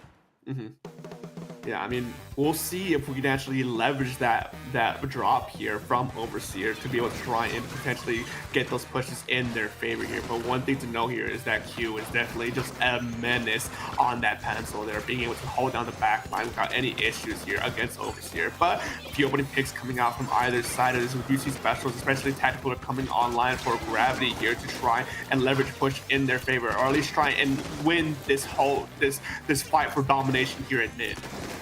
Man, that was so gross. Brand was like 90 and then just like jumped to the pencil, and like the pencil was able to clean up, get a kill. That was gross. Very, very good play there. Cooler. You. Yeah, I mean, being able to jump in and out with Cooler has always just been so fascinating to get used here, But we do see Bounce going up against Zero on the Crab Tank, and Overseer gets the first pick of the first power clam into the basket in this game here, but I don't think they'll be able to convert much anything else from it, as Gravity moves in quickly to take mid and get their own posture ready for their first push. Yeah, but hey, they got the lead, and that's pretty huge against Gravity. I'm not gonna lie. It's like very, very nice. I wasn't sure if PETA would have it in him like that, but he did. Like, I was wondering, because I saw him like collecting all those clams and going towards the block, and I was like, okay, but does he make it against this extremely good team? Like, has he practiced? And like the answer was yes. He did the squid roll off the block, and then once you do that squid roll, it's very easy to just, you know, score. I'm assuming that he did the squid roll. It's like kind of how you get up there. But anyway, Gravity is now going to go ahead and quickly take that lead. They've been getting all the picks. They've just been killing them over and over and over, and all the way down to 59 now for Gravity. Yeah, a bit of a slow push from Gravity just to be able to make sure they can secure a solid punch here against Overseer. But Overseer does recover thanks to PETA on the backline, pulling some tension away. But 3 players down from Gravity means that Overseer has opportunity here to actually take mid as well on top of it. Tanner throwing in the Caterpillar to be able to help their team push in fast, push in quickly, and make the best of this advantage against Gravity. Getting one, potentially getting a second as Q, shuts down that push. Yeah, as a Kraken, personally, if I ever see a jump, that's just like easy kill. Super, super fun, even against like these top level players. You know, honestly, probably easier to get against these top level players because look how much they're jumping. They're in a bad spot, jump out. Bad spot, jump out. Bad spot, oh, well, I know my pen's not in a bad spot, so I'm just gonna go there. Oh my, with a huge snipe from Q to shut down Wings with the inkjet there. Gravity moves in just so quickly to meet at the basket once again and extend their lead even further here. Zero popping Crab Take, unfortunately gets shut down immediately here as Ice popping the Booyah Bomb to try and take Spinner here. We do see the Clan Basket close up here, but the presence from Gravity is still strong here. That was a very, very good push there from the pro on Gravity. That was just like very, very methodical and really killed that, bow. It was just very solid. I like that. Yeah, Gravity just being able to leverage all their weapons to the best of their ability, to the most of their ability here, as we now enter the final minute and 30 seconds of this game and potentially of this match here. Chicago and Shy Strolls are holding on with bated breath here to see if they can take one game off of Gravity to stay alive and stay for a little bit longer, but the pressure from Gravity is just too much here. Yeah, I mean, Gravity, it'll get you. Those G's, very much pressure. I was really impressed earlier with that Wings dart to take out one of the members of Gravity, but unfortunately, it looks like Gravity has gotten the picks required, has gotten the space required, and is able to open the basket once more. Tenor, though, going to go ahead and be so far in this backfield, and also, they're 2 down. Gravity is 2 down. They are coming back, but, like, we kind of need to be in mid, honestly, as Overseer. We all need to be storming mid, and sadly, we all kind of were not together, and all just died, unfortunately, for Overseer. Yeah, just a bit of a scattered approach from Overseer means that Gravity is able to leverage that into their best ability to be able to apply this pressure once again. Maybe threaten a knockout here for the last 30 seconds, but all you need to do if you're Gravity is just make sure that Overseer doesn't get any sort of overtime victory here against themselves. Gravity does lose the one player here. Tanner with the Dynamo has Tactical at the ready, looking to try and go in for any kind of push here in mid, but Q is still holding it down on mid Spinner. Yeah, and Pencil in this location is like just so oppressive. Like you don't even, like there it is. Like look at how far away, and you can't really be anywhere other than behind the Spinner cover. It's so oppressive to play against good Pencils on the stage once they are able to properly set up on top mid. Yeah, I mean, now overtime is called, but if you're Overseer, you realistically do not have a lot of time here to push Gravity back, push them up to be able to get that power climb to the other side of the map here. Gravity holding on so much pressure across the entirety of this map, but no, hunting down Tenor to try and go for a potential last-ditch effort throw for that power climb does not turn to the plan that they wish to succeed. And with a 3-0 in favor of Gravity, hailing from Big Dapple, they move on forward in winner's bracket. Yes, sir, and that will be the 3-0 clean sweep. But don't forget, you were here, you saw it. Overseer had the lead first. Yeah, no, Overseer did get the lead first, which I think is huge for them to be able to fight back against Gravity. But no, Gravity was just able to. There's something about the way they fight that I still can't fully process on why it succeeds on their side, because they're just so spread out. So they cover so much area individually that you think playing at as spread out as they do, it doesn't bode that well, but it does. Yeah, I think it also just comes from the confidence of knowing, like, yeah, I'm going to win fights, and I'm going to win fights more often than the enemy team. And when I know I'm not winning the fight, then I'm jumping out and taking a fight that I know I can win in, like, the next 2 seconds. So it's just, they're kind of really confident in their abilities, their mechanical abilities, their movement, their knowledge of the maps, just, like, where they kind of expect people to be. And they're always ready. They're always prepared to win those fights and be able to move to a next spot. I think that's, like, a huge thing, is just always moving. Yeah, I mean, Gravity, to no one's surprise, really, does move on on their first game set played here, going to be meeting up against Super G from Florida here on their next round here. But as we look at the bracket, Super G did go 3-0 against my team. 7.8 out of 10, too much ink, sending them down to losers bracket. Barbecue Pork Jambalaya is currently 2-2 against Shark. I don't know how you feel about that, Brave. Hold on, let me pull up Splatoon Turning 1 on Twitch.tv. And on the bottom side of the bracket here, Monsoon Season against Deep Fried Chudge. Monsoon Season does go 3-1 against them. So on the side of losers bracket, 7.8 out of 10. Going up against we are practicing. Overseer going up against C tier players. Deep Fried Chudge going up against Synchronized, and whoever loses from Shark and Barbecue Jambalaya will be fighting Dairy Queen Check. Which will definitely be Shark. It will be Shark. It will not be Barbecue Pork Jambalaya. Please, I need this. I have 10 seconds left in this ad. I need to know what's going on in Game 5. But as you are waiting to see that result, I do believe, folks, that for me and Brave, at the very least, that will wrap up our segment here from the LCS. I'm still going to be firmly shooting for my teams here, as well as I believe you are, Brave. You have a lot riding on that Jambalaya match, aren't you? So much. They are in the lead right now. There are 17 points remaining on Mahi Zone, so... Yeah, but we do need to wrap up here, like you were mentioning, Dark. So, Brave, anything you want to plug in, say, add, throw out as we wrap things up here? I don't really do much like social media to plug. I would just plug Team Magnolia, plug Team Master Goat on Faded Dream, plug Dripsy Goat on Faded Dream, and plug Parachu on Barbecue Pork Jambalaya. Parachu, also my goat. And yeah, that'll be that. And as for me, SPF Dark on most social media websites, I could do commentary on the big time now all over the place. You'll hear my voice probably time and time again somewhere. But as I mentioned beforehand, TO for Anarchy Nova, TO for Don't Flounder the Function. You go to LAN, you'll probably see me there too, I'm going to be honest. But that does wrap me and Brave here, as we will be going to a quick break as we get our next set of commentators here, as we also wait for the next round here on this stream specifically. So don't go anywhere just yet, folks. Get your food, snacks, and water. Take the best break if you need it. We will be right back after this break for our next round.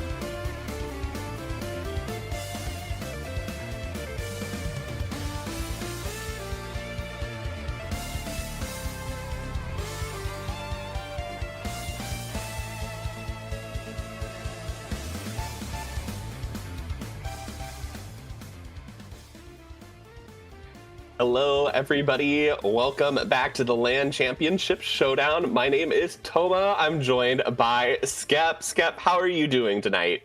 I'm so excited to be here. The LAN Championship Showdown is my absolute favorite event in Splatoon. Full stop, period. No Johns. So I am so excited for this set.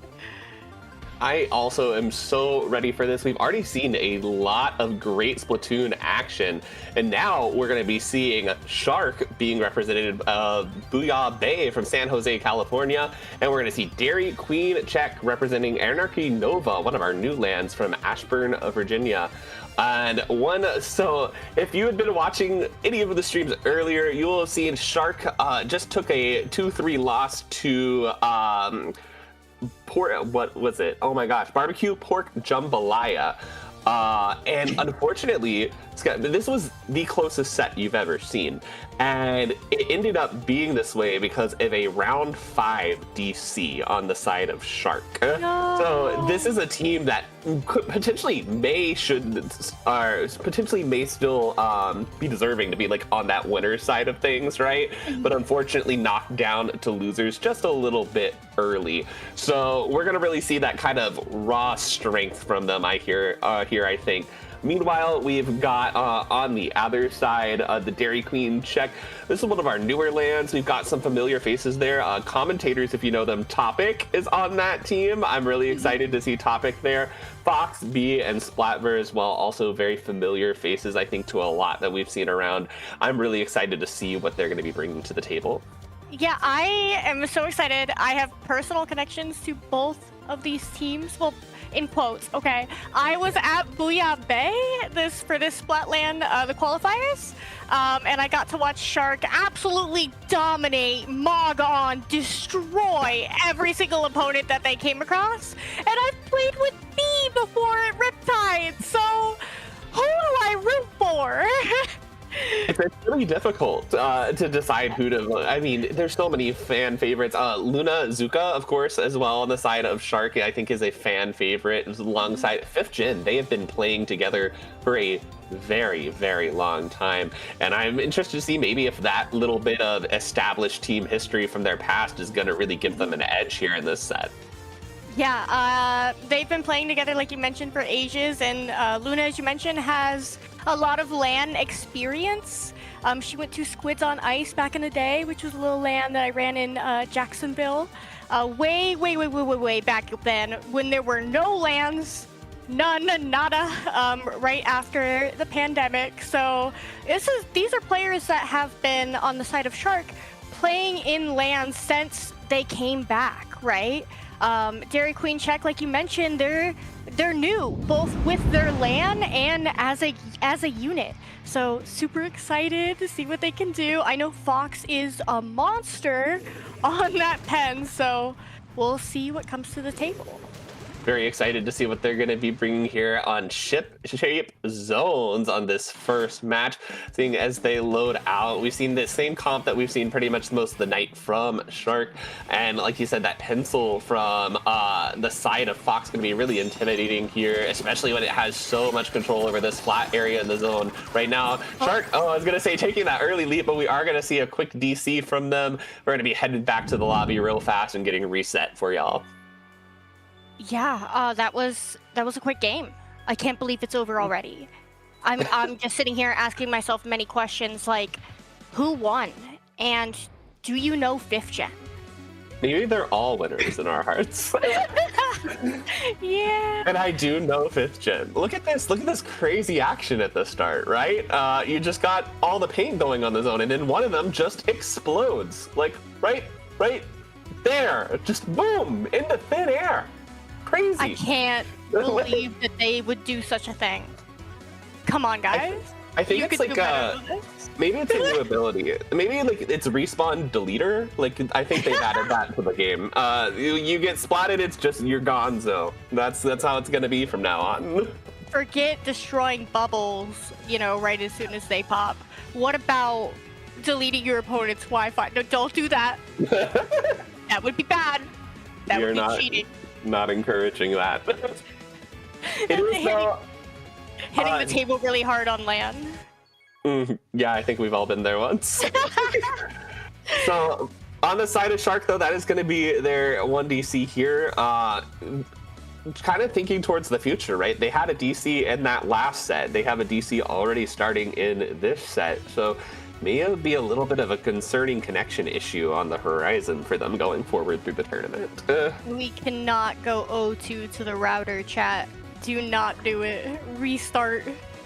Whatever it takes. Internet connection will lock in for Booyah Bay, and your fans are calling out to you. You got a little sibling or a parent using the Wi-Fi? Nah, it's time for them to go outside and touch grass. Oh, You've yeah. got games to win. Splatoon takes precedence. Like, look at this. Look at this. This is like a matchup of the century. Look at all this going on. Is you just have cross-continental matches going on across the United States right now. The best of what we got to offer. Of course, Canada included in there. Asterisk, mostly the United States. Yeah, I mean, everyone went to these lands with the hope of making this tournament, right? This has been months in the making for many of these players. I mean, yeah, there are teams who walked up to each of these lands and were like, we're gonna win. It's a no stuff, right? I'm sure Shark was one of those teams who went into the land with confidence. But for others, they really had to fight to be here. And so they're gonna give it everything that it takes. And you know, if luck is on their side with the opponent having a bad connection day, so be it, right? Yeah, I mean, Dairy Queen check definitely, I think it would take that if it gets them one round further into the tournament. But here we go. We're going to be loading back into ship-shaped splat zones here. Now, this time for real, Skeff. Okay, let's do it. Something I want to mention is Goose here on the tent. Tent, I mean, I think we saw it with the last, World Championships for Splatoon, is an excellent matchup into Pen. It really allows you to cut through a lot of that paint that we've all gotten so accustomed to fighting on a dominant weapon like Pen. So, interesting comp here, and I'm curious to see what they do with it.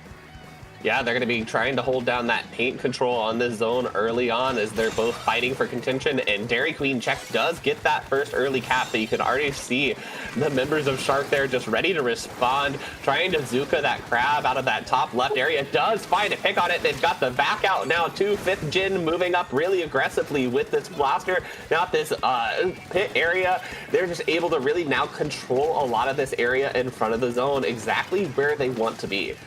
And they have specials here ready to shut down Anarchy Nova's re-entry. We do see the whales coming out. That's going to get them a little bit of points on the board as these strikes come out to try and neutralize the zone. We see Topic going in, trying to fight in, but getting cut off by Swagger, who dives back into the zone. Goose's shield doing a lot of work there to keep their teammates safe as we get below 30 ticks, Thomas.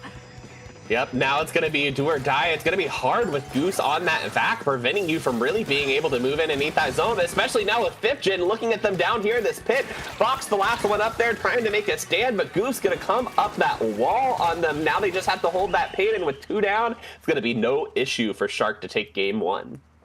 A clean 100-0 push there from Shark. It does not get much cleaner than that.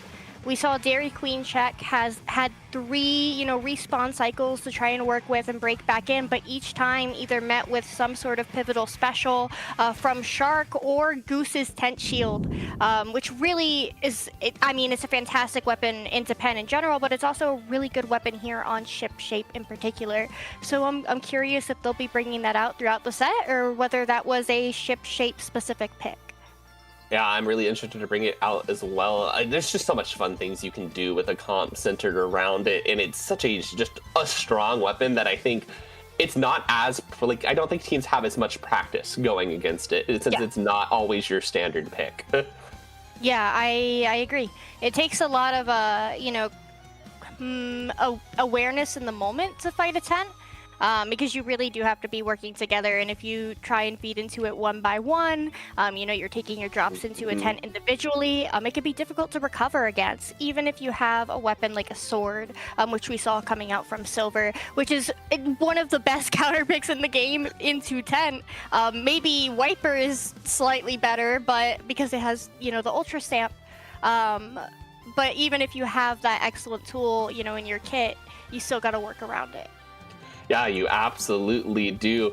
They're going to be shaping up to go in on Inkblot Art Academy. I do hope they bring that tent back. I know I did see it in that previous matchup against Barbecue Pork Jambalaya, hoping they really stick with it here. I think that it's going to be really strong if they can. It can really provide passage up those ramps to be able to score. And of course, Inkfact is really great at just kind of holding down that space in front of a basket, allowing your teams to score. And Goose does, in fact, continue to bring that tent. So it's going to be up to the members of Dairy Queen Check to really figure out what they've got to do to counter it this time. Yeah, you bring up the Inkvac, right? We know Inkblot is being pretty claustrophobic on Plat here, and that's why specials like Booyah Bomb, Ink Strikes, Missed Tenta Missiles are all very strong there because your opponents are going to be tripping up over their own feet. Inkvac, that takes up half of the Plat. Thankfully, they're not going to have to worry about that right away because Silver does get the pick on Goose, and B, working up onto the Plat, has this Crab ready to go and a Power Clam. So this is going to be an opening dunk for Dairy Queen Chat. Yep, but they need to try to find some more score to add in here, and it looks like the members of Shark are already really just collapsing in on that defense, making sure that it's a one-and-done Power Clam push there.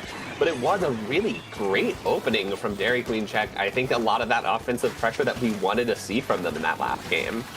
Yeah, but we do see the Booyah Bay team has 2 specials. That cooler does come out, which signals that they want to start fighting. But even if they take a lot of space here, they're not going to have the clams to show for it. Dairy Queen Check, on the other side, has a lot of clams ready to go, but it's going down one by one.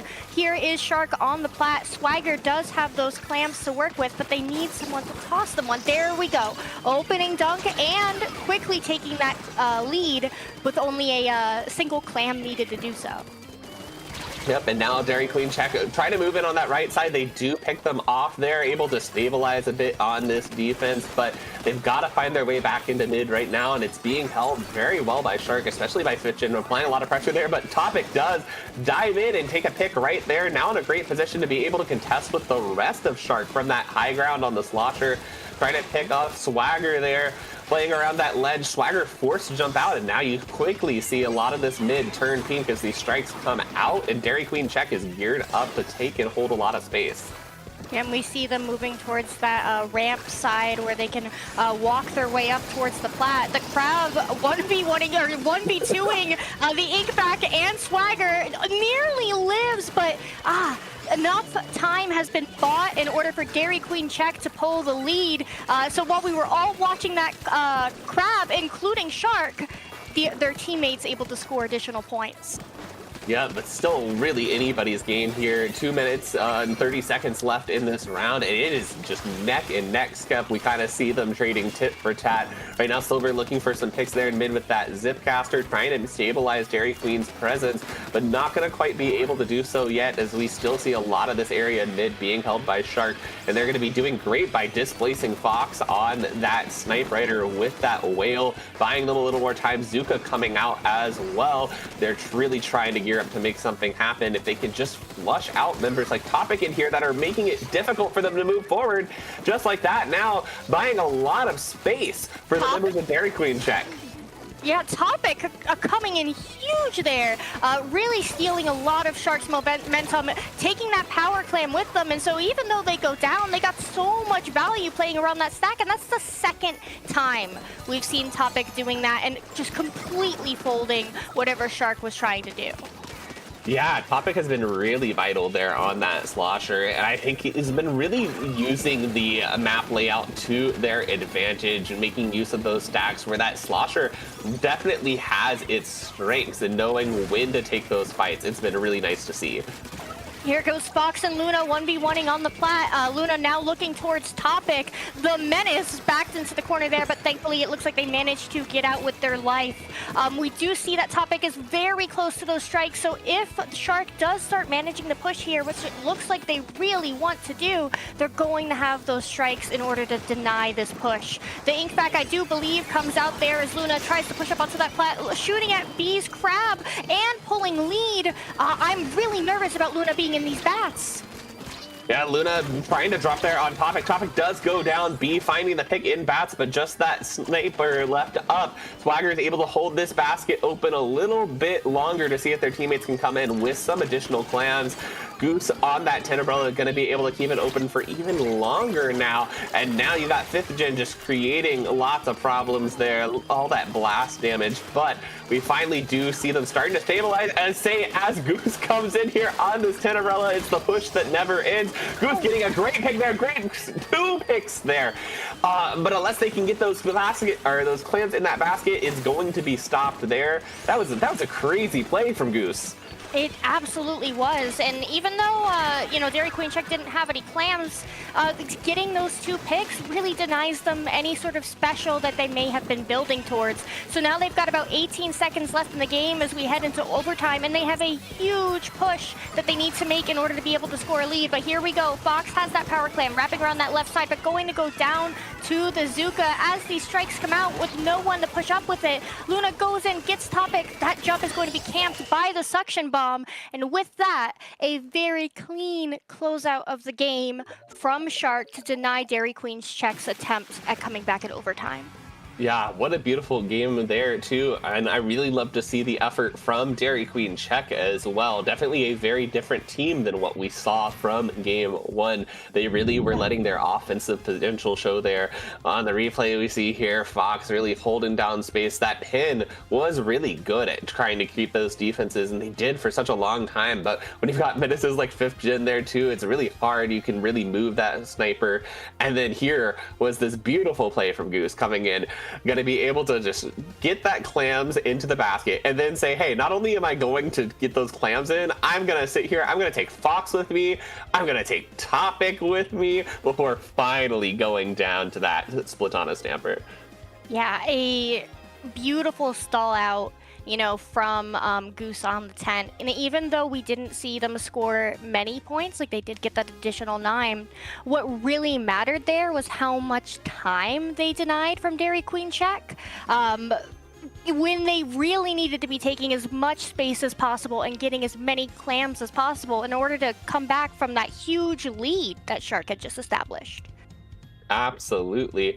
And it was just crazy to see that kind of come together and be able to just find all those clams, because really in the beginning of that game it was a lot of back and forth, a lot of tit for tat, and I think once Shark really found that opening to be able to get in there and say, hey, we're gonna extend this out, we're gonna really make this a safe lead now, because we don't want another single power clam dunk while we're vacuuming the crab, right?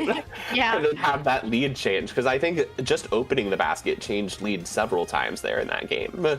Yeah, it did. And it looked like every single time that Dairy Queen Check wanted the score, realistically, up until the end there, they were able to.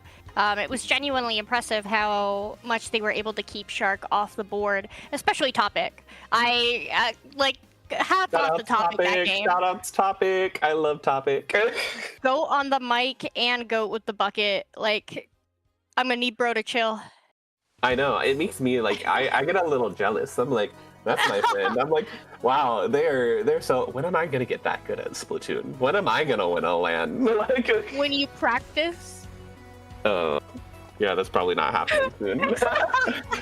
Well, it will, like every Wednesday and Thursday, but I still don't think I'm gonna get there anytime soon. Topic out there breaking the phrase. Those who can't play commentate. Topic showing us all up. Mm-hmm. Yeah.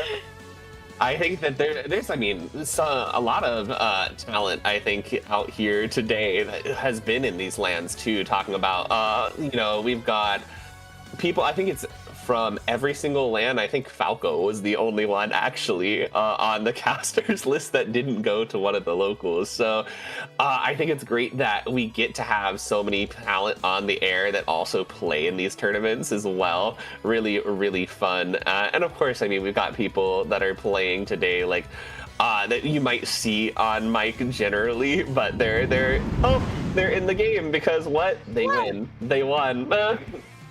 How dare they? I mean, don't they know they could have been on mic if they threw? They betrayed their commentator obligations. Well, here we go. This is it. Dynamo? Whoa. Whoa. Fox? switching off that pick. I love this. I love this. This is kind of a based pick, if you ask me. You know, they have to try, right? Because if they lose this game, that's it. That's their run. You know, it was all for 0-2 in the finals bracket, right? So when you don't succeed, try again, but maybe consider changing something, right? Exactly, and I mean, I think it's definitely a good play here. Mago Mart, known for all these stacks and ledges, it's going to do really well for weapons that can kind of chip and provide pressure over it. And that's maybe a map where Pencil kind of struggles because it doesn't just have the sight lines that it wants to have. Yeah, completely. But you know, on the contrary, what doesn't struggle is that Rapid Blaster, right? So that's a weapon that Shark has been playing, that they're comfortable playing around, and can really poke around those stacks. And Shark, really the first team to come out of control with mid here. We see Swagger on this right stack with that Zuka ready to go, as Anarchy Nova's team is going to need to start putting up some kind of defense. Already one down, possibly thanks to that Zuka. Goose using that vac to try and clear their opponent's spawn, but do they know Silver's down there? We're going to be finding that out soon. They're 2 down. Now make that 3. Just Fox left alive. Going to be pressuring Luna off this tower. But going down, Shark riding this all the way now to the 3rd checkpoint in a really early part of this game. This is looking dicey. If they can't stop this in the back coming out, Skev, it's going to be now or never. Swagger finding 2 there. Just topic list on that tower. And there's the wipeout. Shark taking this set 3-0. Oh my gosh, not even allowing Dairy Queen Check to have an opportunity to push that tower back a single inch. Beautiful ink back out there from Goose to completely shut that retake down. I mean, what else is there to say?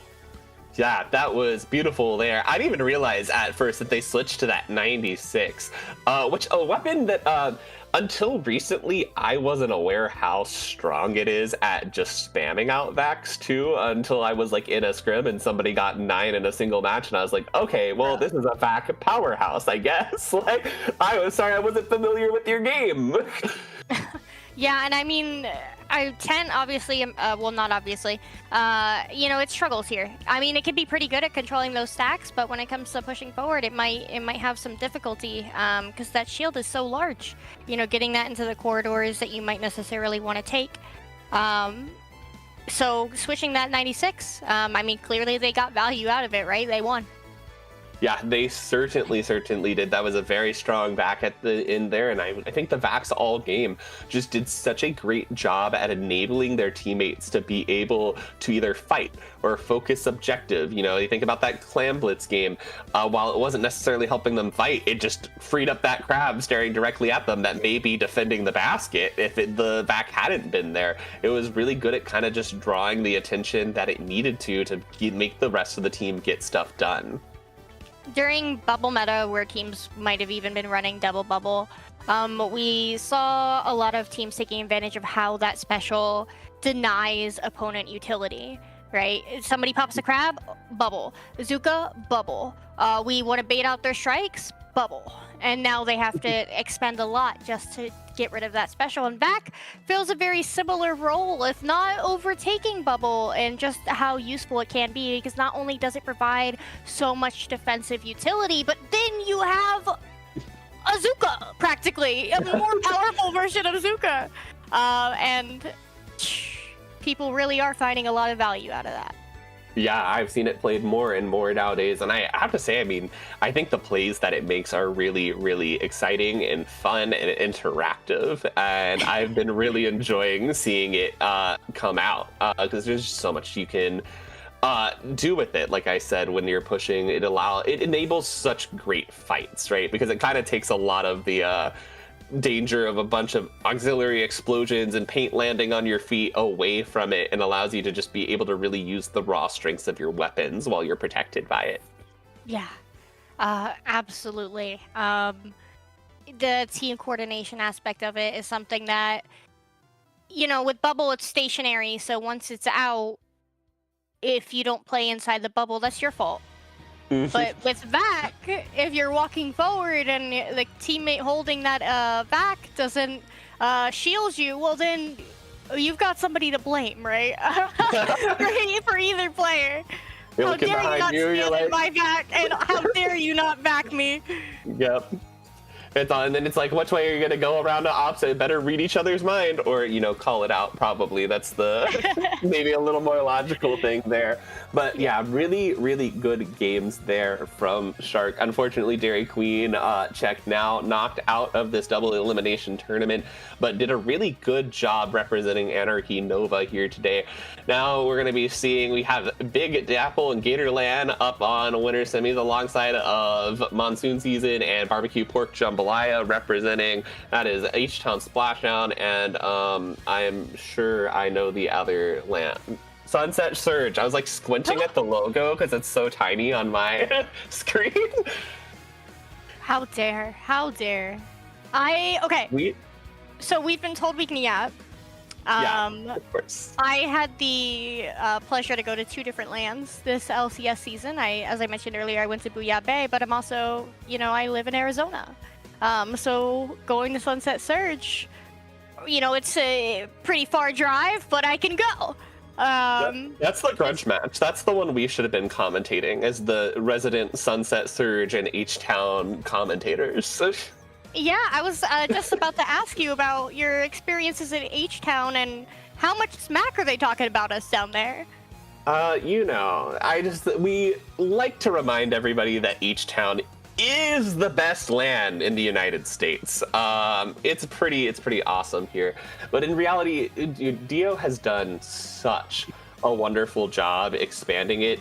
Somebody who's gone to every single H-Town since the very beginning. I remember it was on a Tuesday. The first one was on a Tuesday night. The venue was like, we don't really know y'all that well. You're gonna get a weekday. We don't know if the weekend will fill it very well. And then literally that night they were like, oh yeah, y'all are weekends from now on. Like y'all got that slot. It was a Tuesday night. I had to work the next day. It was crazy. We were there at like midnight. It was a whole thing, and it has just gotten bigger and bigger and bigger ever since the weekend time slot has been great. Our venue is so wonderful to us. H-Town has really grown so magnificently. Well, Dude, look at that. H-Town is the best LAN. It says it right there on the graphic. Splatoon tourney promoting. Right. H-Town is the best LAN. Everybody, see that right there? That's fact. Would Splatoon tourney ever mislead you? Is ACH also from Texas? Is there a streamer from Texas? I have don't. to fight both of you. I don't think it's important if Tonic's from Texas. That's irrelevant. We plead the fifth. I mean, okay, so you're hitting out H-Town is the best LAN as if Riptide doesn't exist? Oh, we're better than Riptide. You don't have a water park. Who needs a water park? We've got H-Town. Okay. We got the coolest people. We've got a crazy video. They have so many cool things in there, dude. Every LAN I go to, whippers.com. Oh, true. Whippers.com. Everybody, make sure you get your Whippers merch. Oh, I was an honorary Whip Ray for the last H-Town, so I have to promote the Whip Rays. It's like now my job, I'm pretty sure. The Whip Rays be taking everybody, like one person at a time from each section of the community and making them all an honorary Whip Ray. That's a mouthful. I think we're gonna take over the entire community at some point. So that way, no matter where you go, there's someone that can rep Whip Rays. I just got braces. It's hard to talk. Say yada yada rep the Whip Rays like 10 times fast. Oh, new subliminal messaging and tongue twister just dropped. Oh my goodness. But yeah, it was great. I love the Whip Rays. They're awesome. So, what do you actually do at H-Town? Well, I commentate, as we're talking about. I win games. Don't look at my record. So I won 3rd place at one of the H-Towns. Don't ask me which one. Definitely, we'll go with this last one. Sure, that was the one I won. And I have, this is what I was saying. I have little Pokemon friends, right? Sprigatito's on this side. It's all mirrored on my Screen. I have little Pokemon buddies. I bring them to every stream. I bring them to Riptide. I bring them. I'm sure if you followed me on social media during Riptide, you saw Sprigatito accidentally cursing every single team that it cheered for. Still, so sorry. Sprigatito has learned its lesson and will be better this Riptide, I promise. I remember the last round, you were like, okay, well, like, what happens if Sprigatito roots for the team that we don't want to win? Yeah, I tried to reverse logic it, and it did didn't not work. I was in shambles. Sprigatito was in shambles. Like, Oy vey. And I got a new friend. I actually maybe I'll find him later. I got because they had so many Pokemon plushies at their venue because it's like a whole store too. Like they have so much anime, so much gaming stuff there that you can shop and peruse around while you're in between sets or have to kill some time. And I got a little Sylveon, and it's like it's got its little paw up and it's got a little bow and it's so cute. I will say, H-Town does have an arcade now, which is really cool. Yeah, However, we have access to the whole for free. However, the Sunset Surge venue is within walking distance of anything that you could possibly want. Is it in walking distance of a water park? I've heard that's in demand for one Skepidillions. Oh, honestly, it is Arizona. It might be. I just haven't looked that up. There's got to be one nearby. Sunset Surge has got to start its advertising that it has a water park. Then it can try to compete with Riptide too. I mean, each hotel in the area has a rooftop pool. So does that count? I don't think so. I'm not sure that's the same thing. Darn. Does it have big slides and like a lazy river I can go in? If not, I don't know if it counts. No, I haven't found one yet. It is Arizona. It's a big place. There could be more. Maybe. What if the Dallas LAN has a water park? That's coming soon. That's coming this year. I mean, it's not in Round Rock, so it's breaking my heart. Yeah, I think we all miss her. Rest in peace, the fire pit. But yeah, look at all these. We have so many great lands for across, and a lot of new ones. Like we just saw Anarchy Nova, and we talked about they were a new land. Don't Flounder at the Function is a new land, and both of those actually run by two of my besties. Shout out to Strings from Anarchy Nova and Jokera from Don't Flounder at the Function. I think that they're pretty awesome, and I'm so proud of them for starting this land and getting to be a part of LCS. And I think that's so exciting, especially if it's your first time and it's like, oh, my winner gets to qualify for the most awesome tournament that's going to be held this entire year. Incredible. Before I got nerfed by medical issues and braces, it was my goal to go to every single LAN this SOS, and then 3 of them happened on the same weekend, being New Ink LAN, H-Town, and Big Dapple, so that was a bust from the start. That being said, I have been to now probably half of the locals that are participating in the LCS. I've been to New Ink LAN, SoCali, Booyah Bay, Sunset Surge. That's not half. Wait. Okay, I've been to a third. You're like sitting here doing the math. You're like, oh, thank God it's not on my face right now. I'm counting on my fingers. Like, that'd be me. It was me. But speaking of all these great lands, I do believe, I'm going to make sure I'm not lying to everybody real fast. LB 2.1. Yeah, I do believe we actually have our next match that's going to be ready here soon. It looks like we're probably going to be seeing We Aren't Practicing from C Battle versus Z-tier players representing New Ink LAN. And I have to say, I'm super excited to see C Battle here, because if I'm talking about my friends who are TOs, I would have to mention Saf at C Battle. Saf? The one who I keep being mistaken for? Saf, the one you keep being mistaken for. The one that I was apparently commentating with right now. Saf is like by far one of the sweetest people I've ever met in my whole life. Like the I love her. She's so great. And of course, one of your Splatoon tourney admins that's helped this all come together. Yeah, and Z tier players, I fought them before. Not this LCS qualifying season, but the last one. I need them to stop. They've won like every New Ink clan ever, and it's getting to be a bit much. So I'm gonna either need them to stop or have another team step up. But if they keep up that winning streak, I mean, Sea Battle's gonna have a rough go of it, because I don't think those players sleep. I think they only grind. They've got titles to defend. It's serious business out here, these Splatoon lands. They're undefeated right now for a long time. They've got to keep that up.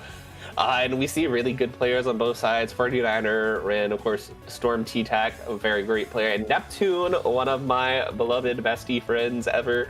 I love Neptune. So I'm gonna be very honest here. I am very biased sometimes when it comes to certain teams, and I'm kind of a giant Big Fat Sea Cows fan, so like have been since they were Ink Black. And I met them in my own Ludi division in Division 8 however long ago, which was a really long time ago now.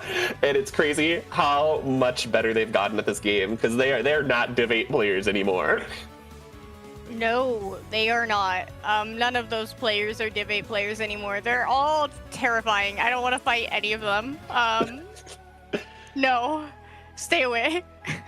Yeah, well, Neptune's not staying away. Neptune's here to show off today. And of course, like you said, Sea Battle, we're going to be seeing them coming out here. We see Ricky, Nerd, Kronos, and Bran on their side. And if we talked about being excited to see Tent in that last game, I know Kronos is a great Tent player. So we're going to hopefully be seeing a lot of more great Tent action on the side of We Aren't Practicing today here in this set.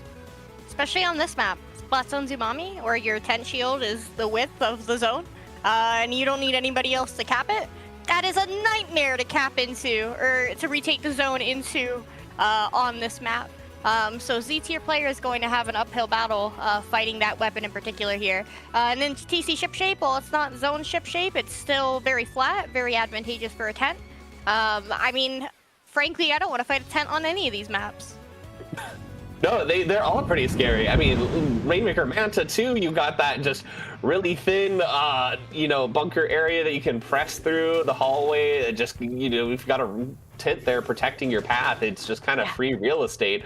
Of course, we see, like we were talking about Cronus there on that tent, we see a Dynamo roller coming out as well. I love this comp. This is just a fun comp.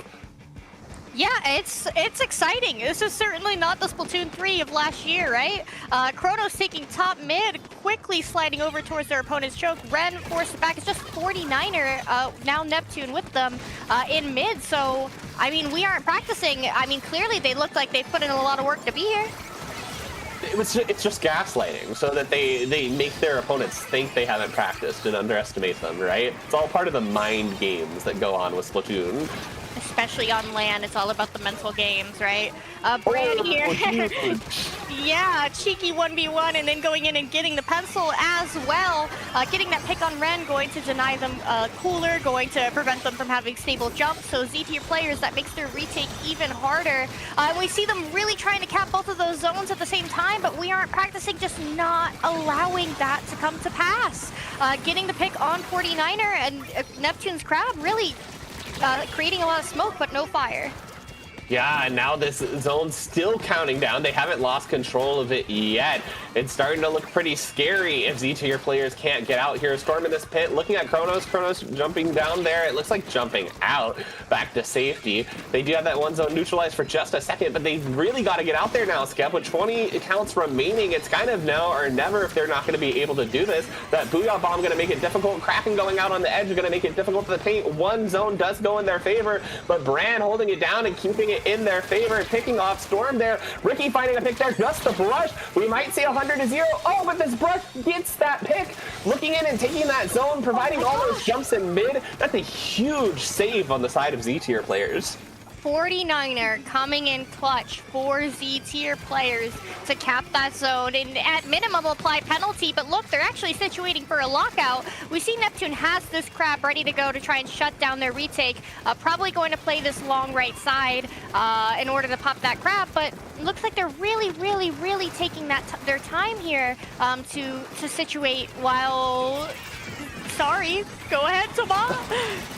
Yeah, I think you're right there, taking their time. They didn't make sure they weren't too hasty in moving ahead, and I think that's the right call now, as we saw that We Aren't Practicing did have a way back into that zone. Now it's just the Blaster versus the tent, and that Blaster picks it off. Gonna keep this push going on the side of New Inkland Z-tier players here, and this bubble is gonna be in a great position here if it can pop up in an aggressive position, really holding now a lockout. This is a great lockout position. The New England players capping and getting a penalty out on the board, but that does buy a lot of time for them to play for the rest of the game, right? If they hadn't capped there, we might be heading towards a KO right now. Whoa! What just happened? That was great. Kronos got an end pick there on the Kraken and onto Neptune there in a really shaky situation where I thought for sure they were going to go down. We're able to just pull that off now. A Booyah Bomb from Bran on the horizon coming out here. And now We Aren't Practicing is in a great position to just kind of hold this, burn some time off this penalty because they don't have a lot left to go once they get through it. We are towards 30 chicks for that penalty. We do see Kronos is backing, but remember, you have to push into that tent shield and cap both zones while knowing that Kronos can keep a single one maintained. But oh my gosh, 1, 2, is it 3 for 49er? Maybe we're gonna see Gamer get a quad in here, but it does look like the rest of their teammates clean up the last player on the backside of the map. But beautiful Zuka coming out from Kronos to deny any sort of momentum Z-tier players might have been picking up. You have just Neptune left there. Now that crab focused here on Kronos on this tent. Kronos getting a great pick on the head of that crab there. Look at that 2 down now. The strike's ready, but unfortunately going down. But this is all you need to do if We Aren't Practicing, is just keep getting that zone back, keep ticking off time a little by little, because you have that lead. It's up to Z-tier players to be the ones to make a move. This game looking much closer than it did at the outset. Z-tier players, We Aren't Practicing nearly towards the KO, but it's just Kronos left standing, but Kronos putting in the work, getting 1 and 2 with that Zuka as 49er again, tries to make a miracle out of holding top mid with that Kraken. Nearly goes down, but manages to live thanks to their special, and New Inkland comes in, takes the zone, and they sure have an uphill battle in order to close this gap, Toma. 15 seconds left in this game now, Skep. They've got to just really get into a forward lockout position and hold it down, and it's going to be scary with all the firepower that the side of We Aren't Practicing has. You can see those strikes going out. Ricky moving in here on this zone. They just need to be able to cap that other one. 2 down on Z-tier players. It's not looking great for them, and We Aren't Practicing is going to close that out. What a great game. I think that was a lot of firepower there that I just wasn't expecting. And a huge shout out to Kronos, who I just feel like was always in just insane positions with that tent, getting really key picks.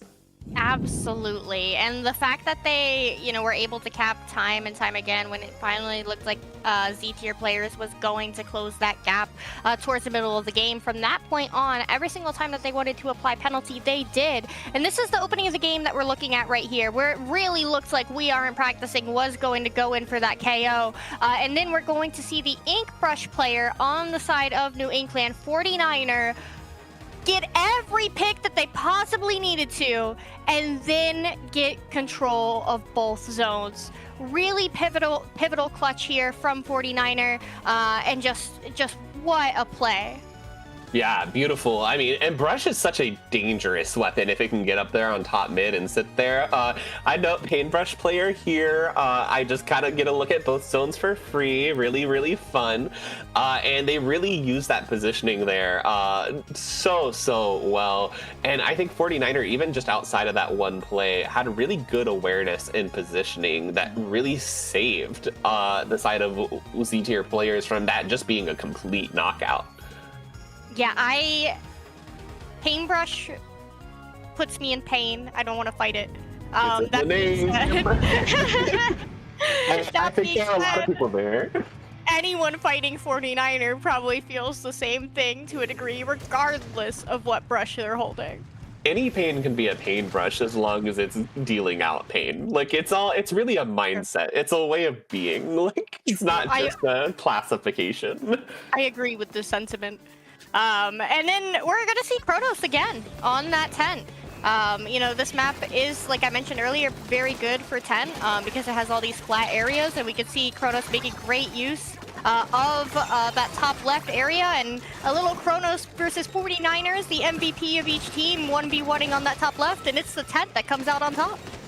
Yes, it is. And this Dynamo doing a great job, too. It can really look down into that ledge. It has a lot more range than you would think it does on that high ground. Kronos in a great position here, looking with that Zuka. Unfortunately, not going to be able to find them. Huge pick from the Dynamo there. It's just got such great angles, and now it's still going to continue to hold this tower. They've almost got Cooler ready. They've got Booyah ready. This is going to be a potentially huge push, especially if they can hold this top right down, which Kronos is going to be up here trying to protect through this crab tank, able to do it. Just the shot left up. Skep, this may be a knockout. Oh my gosh, we are at 10-6 remaining, and that 10 shield putting in so much work to be able to stall out that tower. Kronos with the Zuka on the tower, riding it to victory. That was, I mean, could you even count it? Like, it had to have been under a minute. That was insane. It's just a flawless push. They were everywhere they needed to be. You had so much pressure being applied to that map through the combination of Kronos on that tent plus that Dynamo. That Dynamo getting a pick on that crowd there was so insane. They all collapsed on Storm here. Everybody exactly where they needed to be for the defense. You get Kronos on this top right here in a minute after this Booyah bomb, and then they realize they need to hop back to the tower and defend the crab. Like, it just insanely fast decision making that really makes the difference here, right? Any other team I think you see, like anybody else, it's a little bit slower to react, takes a little bit longer time. You don't see this kind of dominant push, but they were really just able to get in there and make it happen, Skep. It was really seamless how those players, you know, took each other's position when it was most advantageous. Yeah, Kronos takes top right, gets a pick, but then how quickly we see the Dynamo nerd going in, taking that exact position. That's so strong. That kill on the crab, that was a huge. little dirty. Like, that was a little wrong. I thought it was going to be just out of range. Like, I saw it, it was like, oh, the tower's moving away. It's going to be, like, just a little bit short. Maybe the crab's going to get some value. And it was just, like, the perfect range that it needed to be to find that pick. And I was like, that's massive for offense. Like, someone woke up and wanted a seafood boil or something. And that was not right. I love Dynamo. Dynamo is such a fun weapon, and it's so great to see it used like this. It's been really beautifully played these past two matches, and if they keep bringing it here for Manta, I'm really excited to see it. It can be a menace in bunker, Skep. I'm glad they get at least one season after 8 years of the weapon being non-functional. I'm excited to see it. So this is not Splatoon 2 with damage up Dynamo anymore. Oy vey. That being said, we're seeing a mini come out from Neptune, so switching away from the other Splatlings that they or the Dynamo. I'm so sorry. Forgive me. Whoa, Toma, they're getting the pop. They sure are getting that pop. It's hard to contest with double Splatling, and now Neptune has this stamp out as well. Gonna find a throw pick right there, right off the back on that Dynamo. Now they're looking there at that right side as they've got the rest of them. Oh, I was gonna say they got the rest of them distracted on the left side, but not Ricky there. Gonna be dropping in and just shutting down that push really early. You see a back pick up there, and it just shoots that Rainmaker right up as soon as they pick it up. Kronos now sitting in good position on this bunker, trying to stall out some time here and just take attention away from Neptune that could be focused towards mid. It's still just kind of a scrappy fight here in mid at the moment. Team's going down. You see 2-1 trades going out. Kronos staying alive here. Got this back out. Try to just kill some time and keep mid safe for the moment while the rest of their team respawns. This is really great here, and actually I now see also that Kronos is on that 96 gal too this time instead of on that 10. Every single time I look at Kronos, Gamer has like 2 HP and somehow manages to live. Yeah, I don't know how, because I built different, because I would not be surviving. actual plot armor, dude. No way. This is what they mean when they like main character energy. It's actually just Kronos. Agreed. But we aren't practicing. We do see that main character energy coming out as they completely fold Z tier players push. And 49er up on the bunker. That is not where I want a brush to be, period. That is painful. And we do see 49er getting a pick off of it. So don't let the brush be on the bunker. Otherwise, you're not going to be able to push in either direction, right? Whoa, Yeah, Ricky there, huge pick there as they're going to be able to, speaking a little too soon, thought they were going to be able to secure that first checkpoint there, just narrowly stopping short. The rest of Z-tier players here now respawning, trying to stop this pop, but it's looking pretty purple at the moment. Does pop in their favor. They're holding down that pressure. The strike's going to come out to try to aid this pop. And it doesn't quite stop them from getting that dunk. They're very close, and this purple just continues to lay down immense pressure. Finally 2 down, though. It looks like Ricky forced to back up to bunker here just a little bit, letting a little bit of pressure sit here in mid while the rest of their team responds. I don't know if I would call that forced to back up. The reason why, I don't want to, fighting a bucket that's up there, never mind. Neptune comes in and gets the pick. There's no more having to worry about fighting a bucket on their bunker. And look at this, just one after another. Z-tier players getting every pick that they need to, but now they need to be able to look at that checkpoint. And we see that the Sea Battle players are out of spawn. Bran popping that Booyah Bomb to keep anybody from swimming up that bunker, and it's just the Rainmaker left alone on that far right side. Beautiful bomb to paint Ren's feet, and Ricky coming in and getting that last pick. So, man, just a complete shutdown of that push. Ricky has been so great at being able to just get forward and make pushes happen. It's been really nice to see here, as now we're just kind of sitting in mid waiting for this game to advance as both teams try to find their footing once again. Neptune trying to make sure that this bunker is secure, and they see a lot of members from Sea Battle there on that right side. A big pop here, 3 down. This could be their opportunity to make something happen as they jump across this gap, and this could be huge points if they're able to get this pop. The strike's going to be trying to stall it out. The strikes are a little too early to get that pop, and now you see Inkback coming out as well. Oh my gosh, they slipped through, Skep. I thought that was going to be we aren't practicing picking up there. Z-tier players with a little sneaky move, they're able to take the lead. You just keep punting it, right? Kick the fish towards the goal, and sometimes that's all it takes. So we've got a minute left.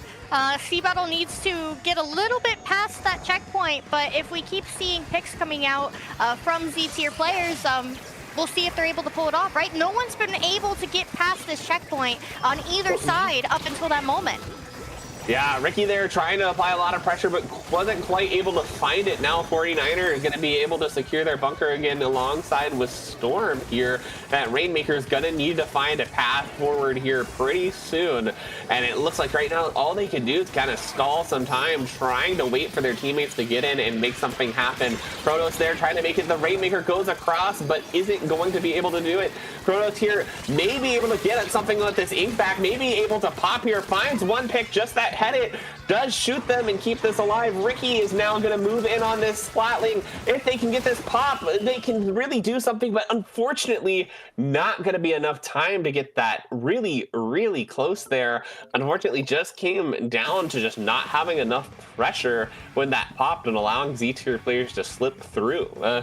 What an incredibly difficult call to make. We saw Ricky there doing their best to make the decision of, if I don't get this Splatling the second we grab that Rainmaker in overtime, Neptune's just going to get that pick, right? And then so making the decision to push forward and get the Splatling, absolutely, someone needed to do it. But in the end, not having that ability to pop the Rainmaker because your bucket was looking forward denied them overtime. And it's just those little split-second decisions where in most situations that probably would have been the right call because Neptune would have been able to clutch up the game. But this little punt here from Ren, securing Z-tier players' first game on the board. Yep, that was really, really great from there. Renton had done a really good job, I think, that whole game, really holding down space for Z-tier players. Like we saw, it was really just like a checkpoint game, right? Both teams had the break, and it was just a matter of Z-tier players being able to just go just a tad further, and I think that really talks about the defense from both sides, which was just really, really strong, especially on Z-tier players with the side of just double splatling, right? What are you gonna do? It's really hard. You can't just walk into it. They're going to shoot you. Like, now, that was the first game that we saw Kronos switching off of 10. Coincidence? Do we see them go back? Do we? I mean, I'd wager we do. I hope so, honestly, because I love to see that tent gameplay. And I think that tent shield, maybe if they had that there, right, whenever they got the pop on that left side, maybe the tent shield could have guided Rainmaker a little bit further. Maybe that push wouldn't have been enough on the side of Sea Battle. So we're going to be seeing them going in here and see if there's any changes. See if we do go back to that tent from Kronos. We still see a very similar comp coming back. We see that pin coming back, and we see, yep, we do see tent coming back. So I think a little bit of a return to what we were seeing before that Rainmaker game. Yeah, and it's understandable. I mean, Manta has a lot of elevation changes that have a lot of broken sight lines, and if you're playing 10 and it takes some time for that shield to launch, you know, dropping that into an area that you haven't necessarily cleared because of how the map is built can be very difficult. Gorge, completely other situation. You're other than that thing blocking all of mid, you can see almost entirely the whole map. And so that's going to give Kronos a very strong advantage, especially taking the elbows here, holding this 10. Yep. Oh, huge stamp pick there. The Dynamo then jumping out to safety, but Brand going to be holding mid there, forcing one back, does get that pick. Now forcing the Storm and 49er to kind of go back to help their team there. 49er under that pick, going to be jumping out. Really nice jump out there too, as we kind of reset to this neutral game as both teams try to find their space in mid and be able to really break through this map. Riki here has these strikes to go out as we see the last player from Z-tier players backing all the way towards their spawn, and the Dynamo going to get that dunk, and my goodness, I do not want to be fighting your nerd underneath this drop, but it looks like Ren gets that pick. Bran has this Booyah Bomb in order to be able to stall this out. Whoa, gets Neptune, gets 49er, and if we had a gamer with some clams, Kronos coming in barely just in time in order to keep that basket open. Yeah, that was huge there, finding those 3 picks to be able to allow Kronos in to just score those extra few clams, hold a little more space. And we can already see Ricky there still holding that ramp before going down, really stalling Z-tier players from being able to control mid before everybody else on the side of We Aren't Practicing respawn, because now they've really got to fight it out for mid. It's no longer free because they weren't able to move up super fast. And we see Z-tier players has 3 specials online, the whale coming out, and I believe that was the cooler popped as well. Kronos has the Zuka, right, in order to be able to try and force something forward, but going to back to grab the cooler and be taken out by the little chicken. So Z-tier players, unbelievably, you know, despite that massive W getting Kronos, going 3 down and having to come all out of spawn all over again. Yeah, but despite that, now you see that they're still holding a lot of good space here in mid. That's going to be Neptune going down. Now the Strike's going to be pushing the rest of Z-tier players back. Brand's got this Booyah Bomb as well to go out, throwing it out here, looking at this pencil. Ricky going to be trading that out. Brand looking in that pit there, but we just don't have the clams to be able to make a power clam yet and be able to score, even if Kronos is here under this basket. And we see Kronos throw 2 clam sports, that way Brand can form and get that dunk. But they're not going to be able to clear penalty as they do go 2 members down, and we see Nerd and Riki all the way on that right side of the map. Neptune tries to go in and help their teammate get the pick, but a lot of Chip somehow manages to survive holding this power clam. But We Aren't Practicing in control of mid with more clams on the field, and, you know, especially having control of that top mid, it's just so difficult to dislodge. Yep, it really can be difficult. They are now finally gearing up to try to get in here once again. It's just push after push after push from We Aren't Practicing. They have one clam. They have another clam potentially on the way if Ricky can be able to find their way in here. The Pen going to be holding it down, making it hard for that power clam to be able to advance. They are going to have to call that push there. They are now pretty much all that penalty just down to 10 now. So when they open once again, they will be removing actual score at that point. Z-tier players, though, on the other hand, right now, they haven't really been able to find a way to get up into the base of We Aren't Practicing, and they're going to have to do so soon with a lot of clams on the line with just 1 minute left. It's looking pretty difficult for Z-tier players. We're seeing Neptune pop those stamps and going in and really trying to take advantage of how narrow that elbow is, but each time being shut down by someone else who has crossfire on them, and just not having any teammates to follow up. And that's what. Oh, is this the chance? Is this the chance? This is well past the DC replay. 2 DCs on the side of We Aren't Practicing. Someone's called in the router. You know, is it a buff or a debuff? I guess it depends on which team you are. But Ricky getting a great hit here. If they can be able to single-handedly, you know, hold down this defense, that's going to be crazy. Kronos there with that shield, trying to make sure that this power clam is going to break, and it does. Do they have another clam? If not, they're going to have to make one in the next 10 seconds. Neptune's the closest to forming, and that is the power clam. But do they know that Riki's here? Because Riki drops in, gets the pick on the Neptune, but doesn't manage to get the other two. Kronos, oh my gosh, the shield being taken out by the wall of the 52. But oh my gosh, it doesn't look like Storm was hitting the shot. And that's the power clam. Someone has to grab it. Ren goes in, tries to touch it. We see Neptune grabbing it, but oh my, not able to outlive their opponent. And wait. Oh my god, Storm jumps in, gets the dunk. Both players are coming out of spawn. Storm going up, trying to grab those clams to stall the basket as their teammates. They make it. They made it, Tama. They need just more clams right now, and they cannot let this basket close. Kronos going down, and then Ricky there staying alive. Strikes are online. They need to try to stall this out. Strikes are coming out. They only need one more clam, and there it goes. Wow. And I almost thought that defense was going to be held, and that basket opened at like literally the last possible second to save Z-tier players' run here. They are now still alive in this tournament. What a crazy end game there. RNGesus is certainly putting in a lot of work for everybody today. Oh my gosh, the double DC on the side of We Aren't Practicing.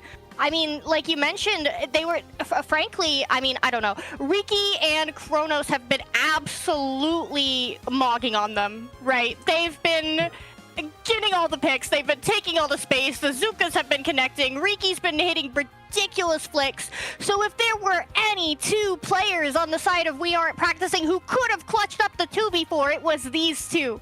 And they got so close, but didn't manage to hold on. Thanks to Storm on that 52, getting that dunk. Just chef's kiss. Just when you thought it was over. No, I thought for sure. I was like, okay, and then and Kronos did such a good job on that defense too, alongside Ray. Like both of them were just getting great picks, and especially when it was up in that basket, I thought, I was like, wow, they have this. Wow, this is crazy. So I have to shout that out. Like even though it still ended up going the other way, that was a really huge effort from Ricky and Kronos. I mean, they had like 50 seconds. They had to hold that lead for 50 seconds, right? And so the fact that you look at a 2v4 and you're like, all right, it's Jover. Like they're just gonna slam dunk it. But then you remember they have to walk into the third player that is the tent shield, and just that extra HP sink and whatever controller Riki's using to be able to flick like that. Like Gamer must have done their wrist stretches today. Just beautiful. Like genuinely, like the hype of, oh my gosh, they're actually gonna come back. We're going to a game 5. Into, oh my gosh, we're not going into a game 5. Into, we're here going into a game 5. Like, what a roller coaster. Come on.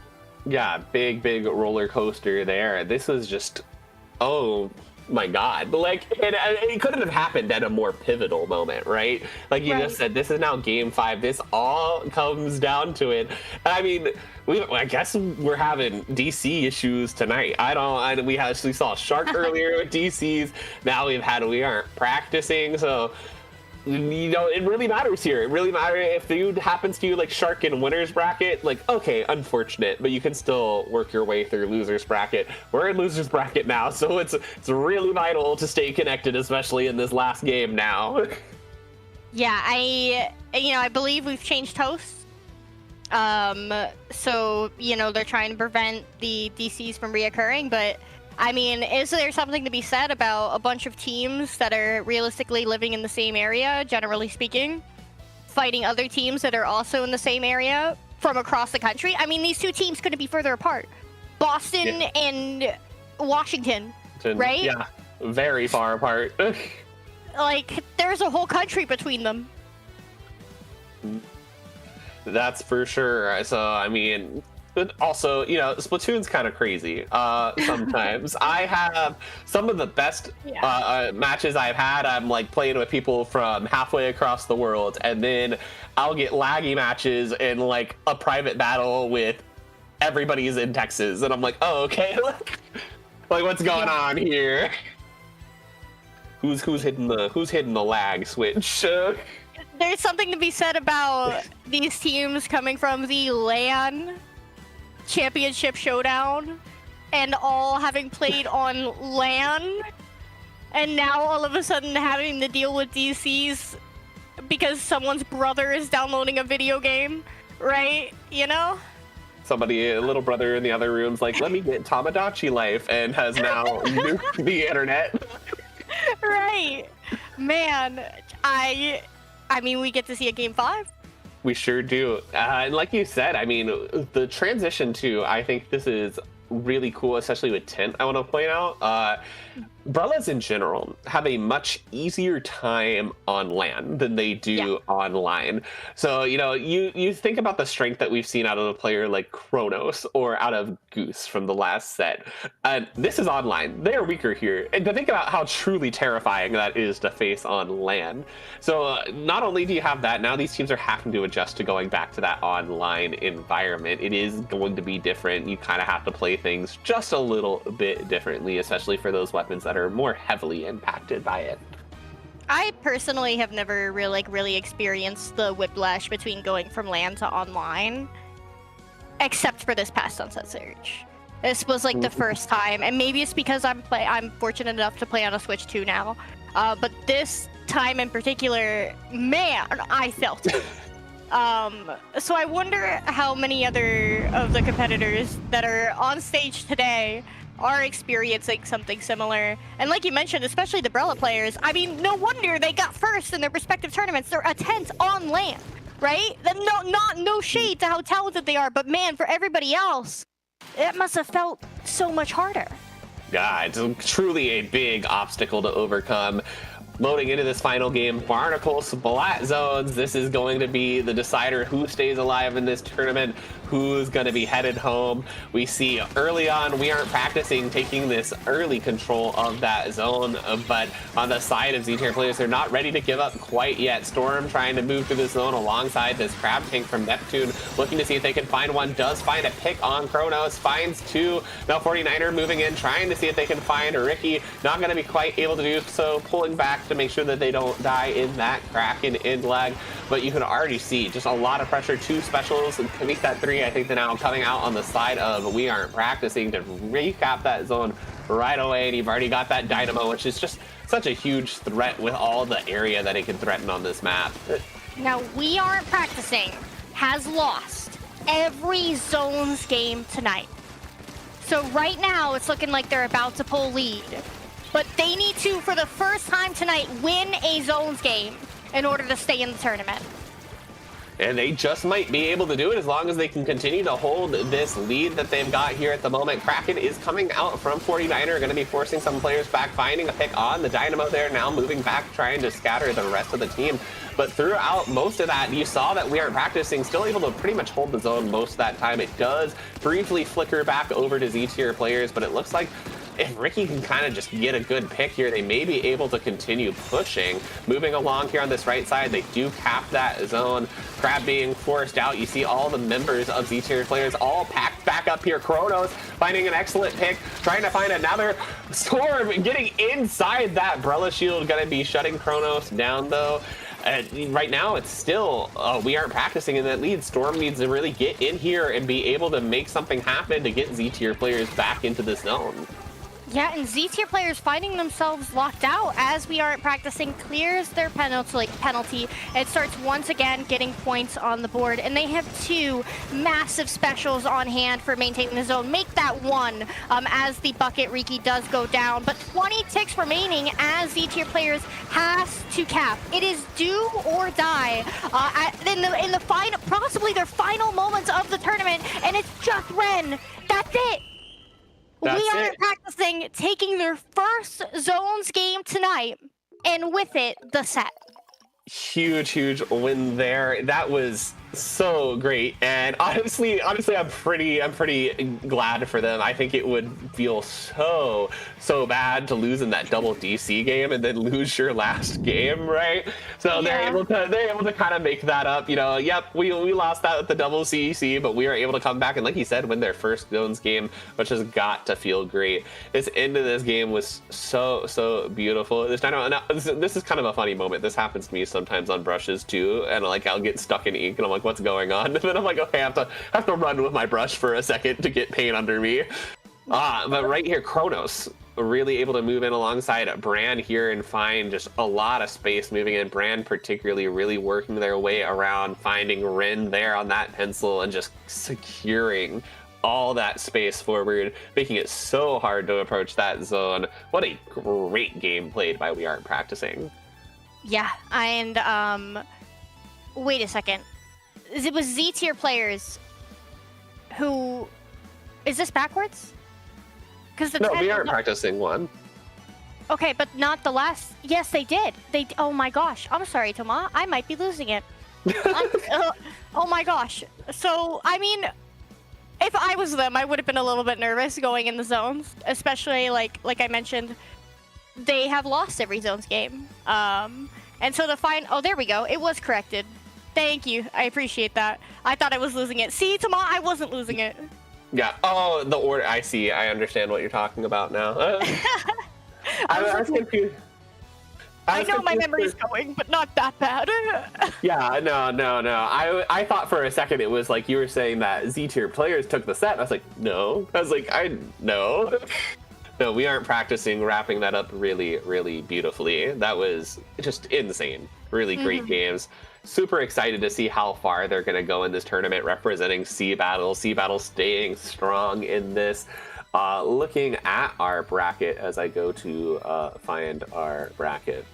Oh, thank you. Beautiful. Oh yeah, Big Dapple being the first team to make it there. Gravity, not too much a surprise there. I think that by far Gravity was the favorite to win here, and we just see that live update right now as Barbecue Pork Jambalaya representing H-Town Splashdown taking the 3-1 win over Monsoon Season representing Sunset Surge to be able to meet Gravity there in winners finals. Very exciting to see what's going on there. And also notably Super G being the first team to take a game off of Gravity, which shout outs to them because according to a tweet I saw earlier today, I think that Super G just kind of won their ability to get their next entry fee paid by one Mr. Popgun.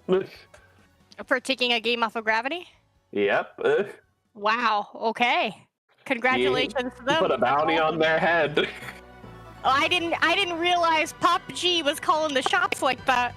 Man. Yeah, I saw it just like a little while before stream. I was like scrolling the internet. I was over on Blue Sky and I was like, let's go see what Mr. Popgun's. Okay, I actually just opened Blue Sky. I wasn't specifically looking for what Popgun had said, but a Popgun came across my feed and said, I'm putting a bounty out on this team. The first team that takes a game off them, I am paying for that team's entry fee for their next local. And I can't believe Arizona lost to Texas tomorrow. It's just... Oh, I can believe it. I can believe it. I can believe it. H-Town represent. Like, I have faith. That is my Pikachu David is on that team. I love Pika. I'm here. I'm gonna spread Pika Dave propaganda Shiny everywhere. Pikmin is on the Sunset Surge team. And I love Shiny. Don't get me wrong, but Pika Dave. But they were teammates. I They can't were believe teammates. it ended like this. They were teammates, but unfortunately, you see the way it is sometimes teammates, they have to fight. Sometimes, sometimes we break up and it's harsh and it's bad and it's hard and there's lots of feelings. Unfortunately, Pika Dave just reigns supreme in that case. Pika Dave is going to be the one. He wanted the court. He's got the house. He's taken the car. He's taken the dogs. I was like, this analogy is funny, and then whoa! I'm so sorry. I love Pika. I love Shiny too. I'm excited for both of them. I think Sunset Surge also, they've got a great run waiting for them ahead of them in losers bracket. Maybe we'll see a rematch in losers finals. We'll get you next time, Arizona. They're gonna turn up the heat. I think it'd be pretty cool. But I am super, super excited to have been here with you, Skep. I do believe that wraps up our games that we have here on stream tonight. So before we head off, Skep, do you want to tell where the great people of stream can find you?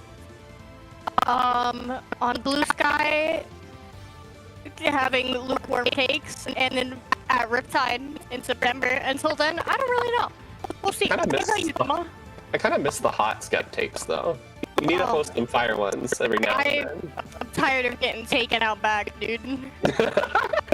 I feel that. I've been there with you on Twitter.com, so don't find me on Twitter.com. I mean, you can if you want to, but preferably find me on Blue Sky at toma.inkling.social or at your next H-Town Splashdown if you're going. Maybe I'll The be best one there. in America. You should. Well, I mean, someone very special has offered me a place to crash, so... Oh, that's pretty cool of somebody. I'm so glad somebody's done that for you. That person is you, dingus! I know. I'm playing with you. Oh. I'm saying that I'm pretty cool. I'm saying that I'm awesome for doing that. You are Tooting my own horn. But thank you everybody so much for tuning in with us here on Splatoon Tourney 3. We have a lot of more Splatoon action coming over to you on Splatoon Tourney 2 and Splatoon Tourney 1 as matches continue to go on that channel. We also have the live look-in and analysis going in on Splatoon Tourney, the main channel with Rocket Pop Gun and Stormy. So if you want to see that multi-stream of all the matches that are currently still going, that is your place to be. But otherwise, we are wrapping up here. Thank you so much for tuning in to the LAN Championship Showdown, and stay tuned for more Splatoon action. Stay fresh.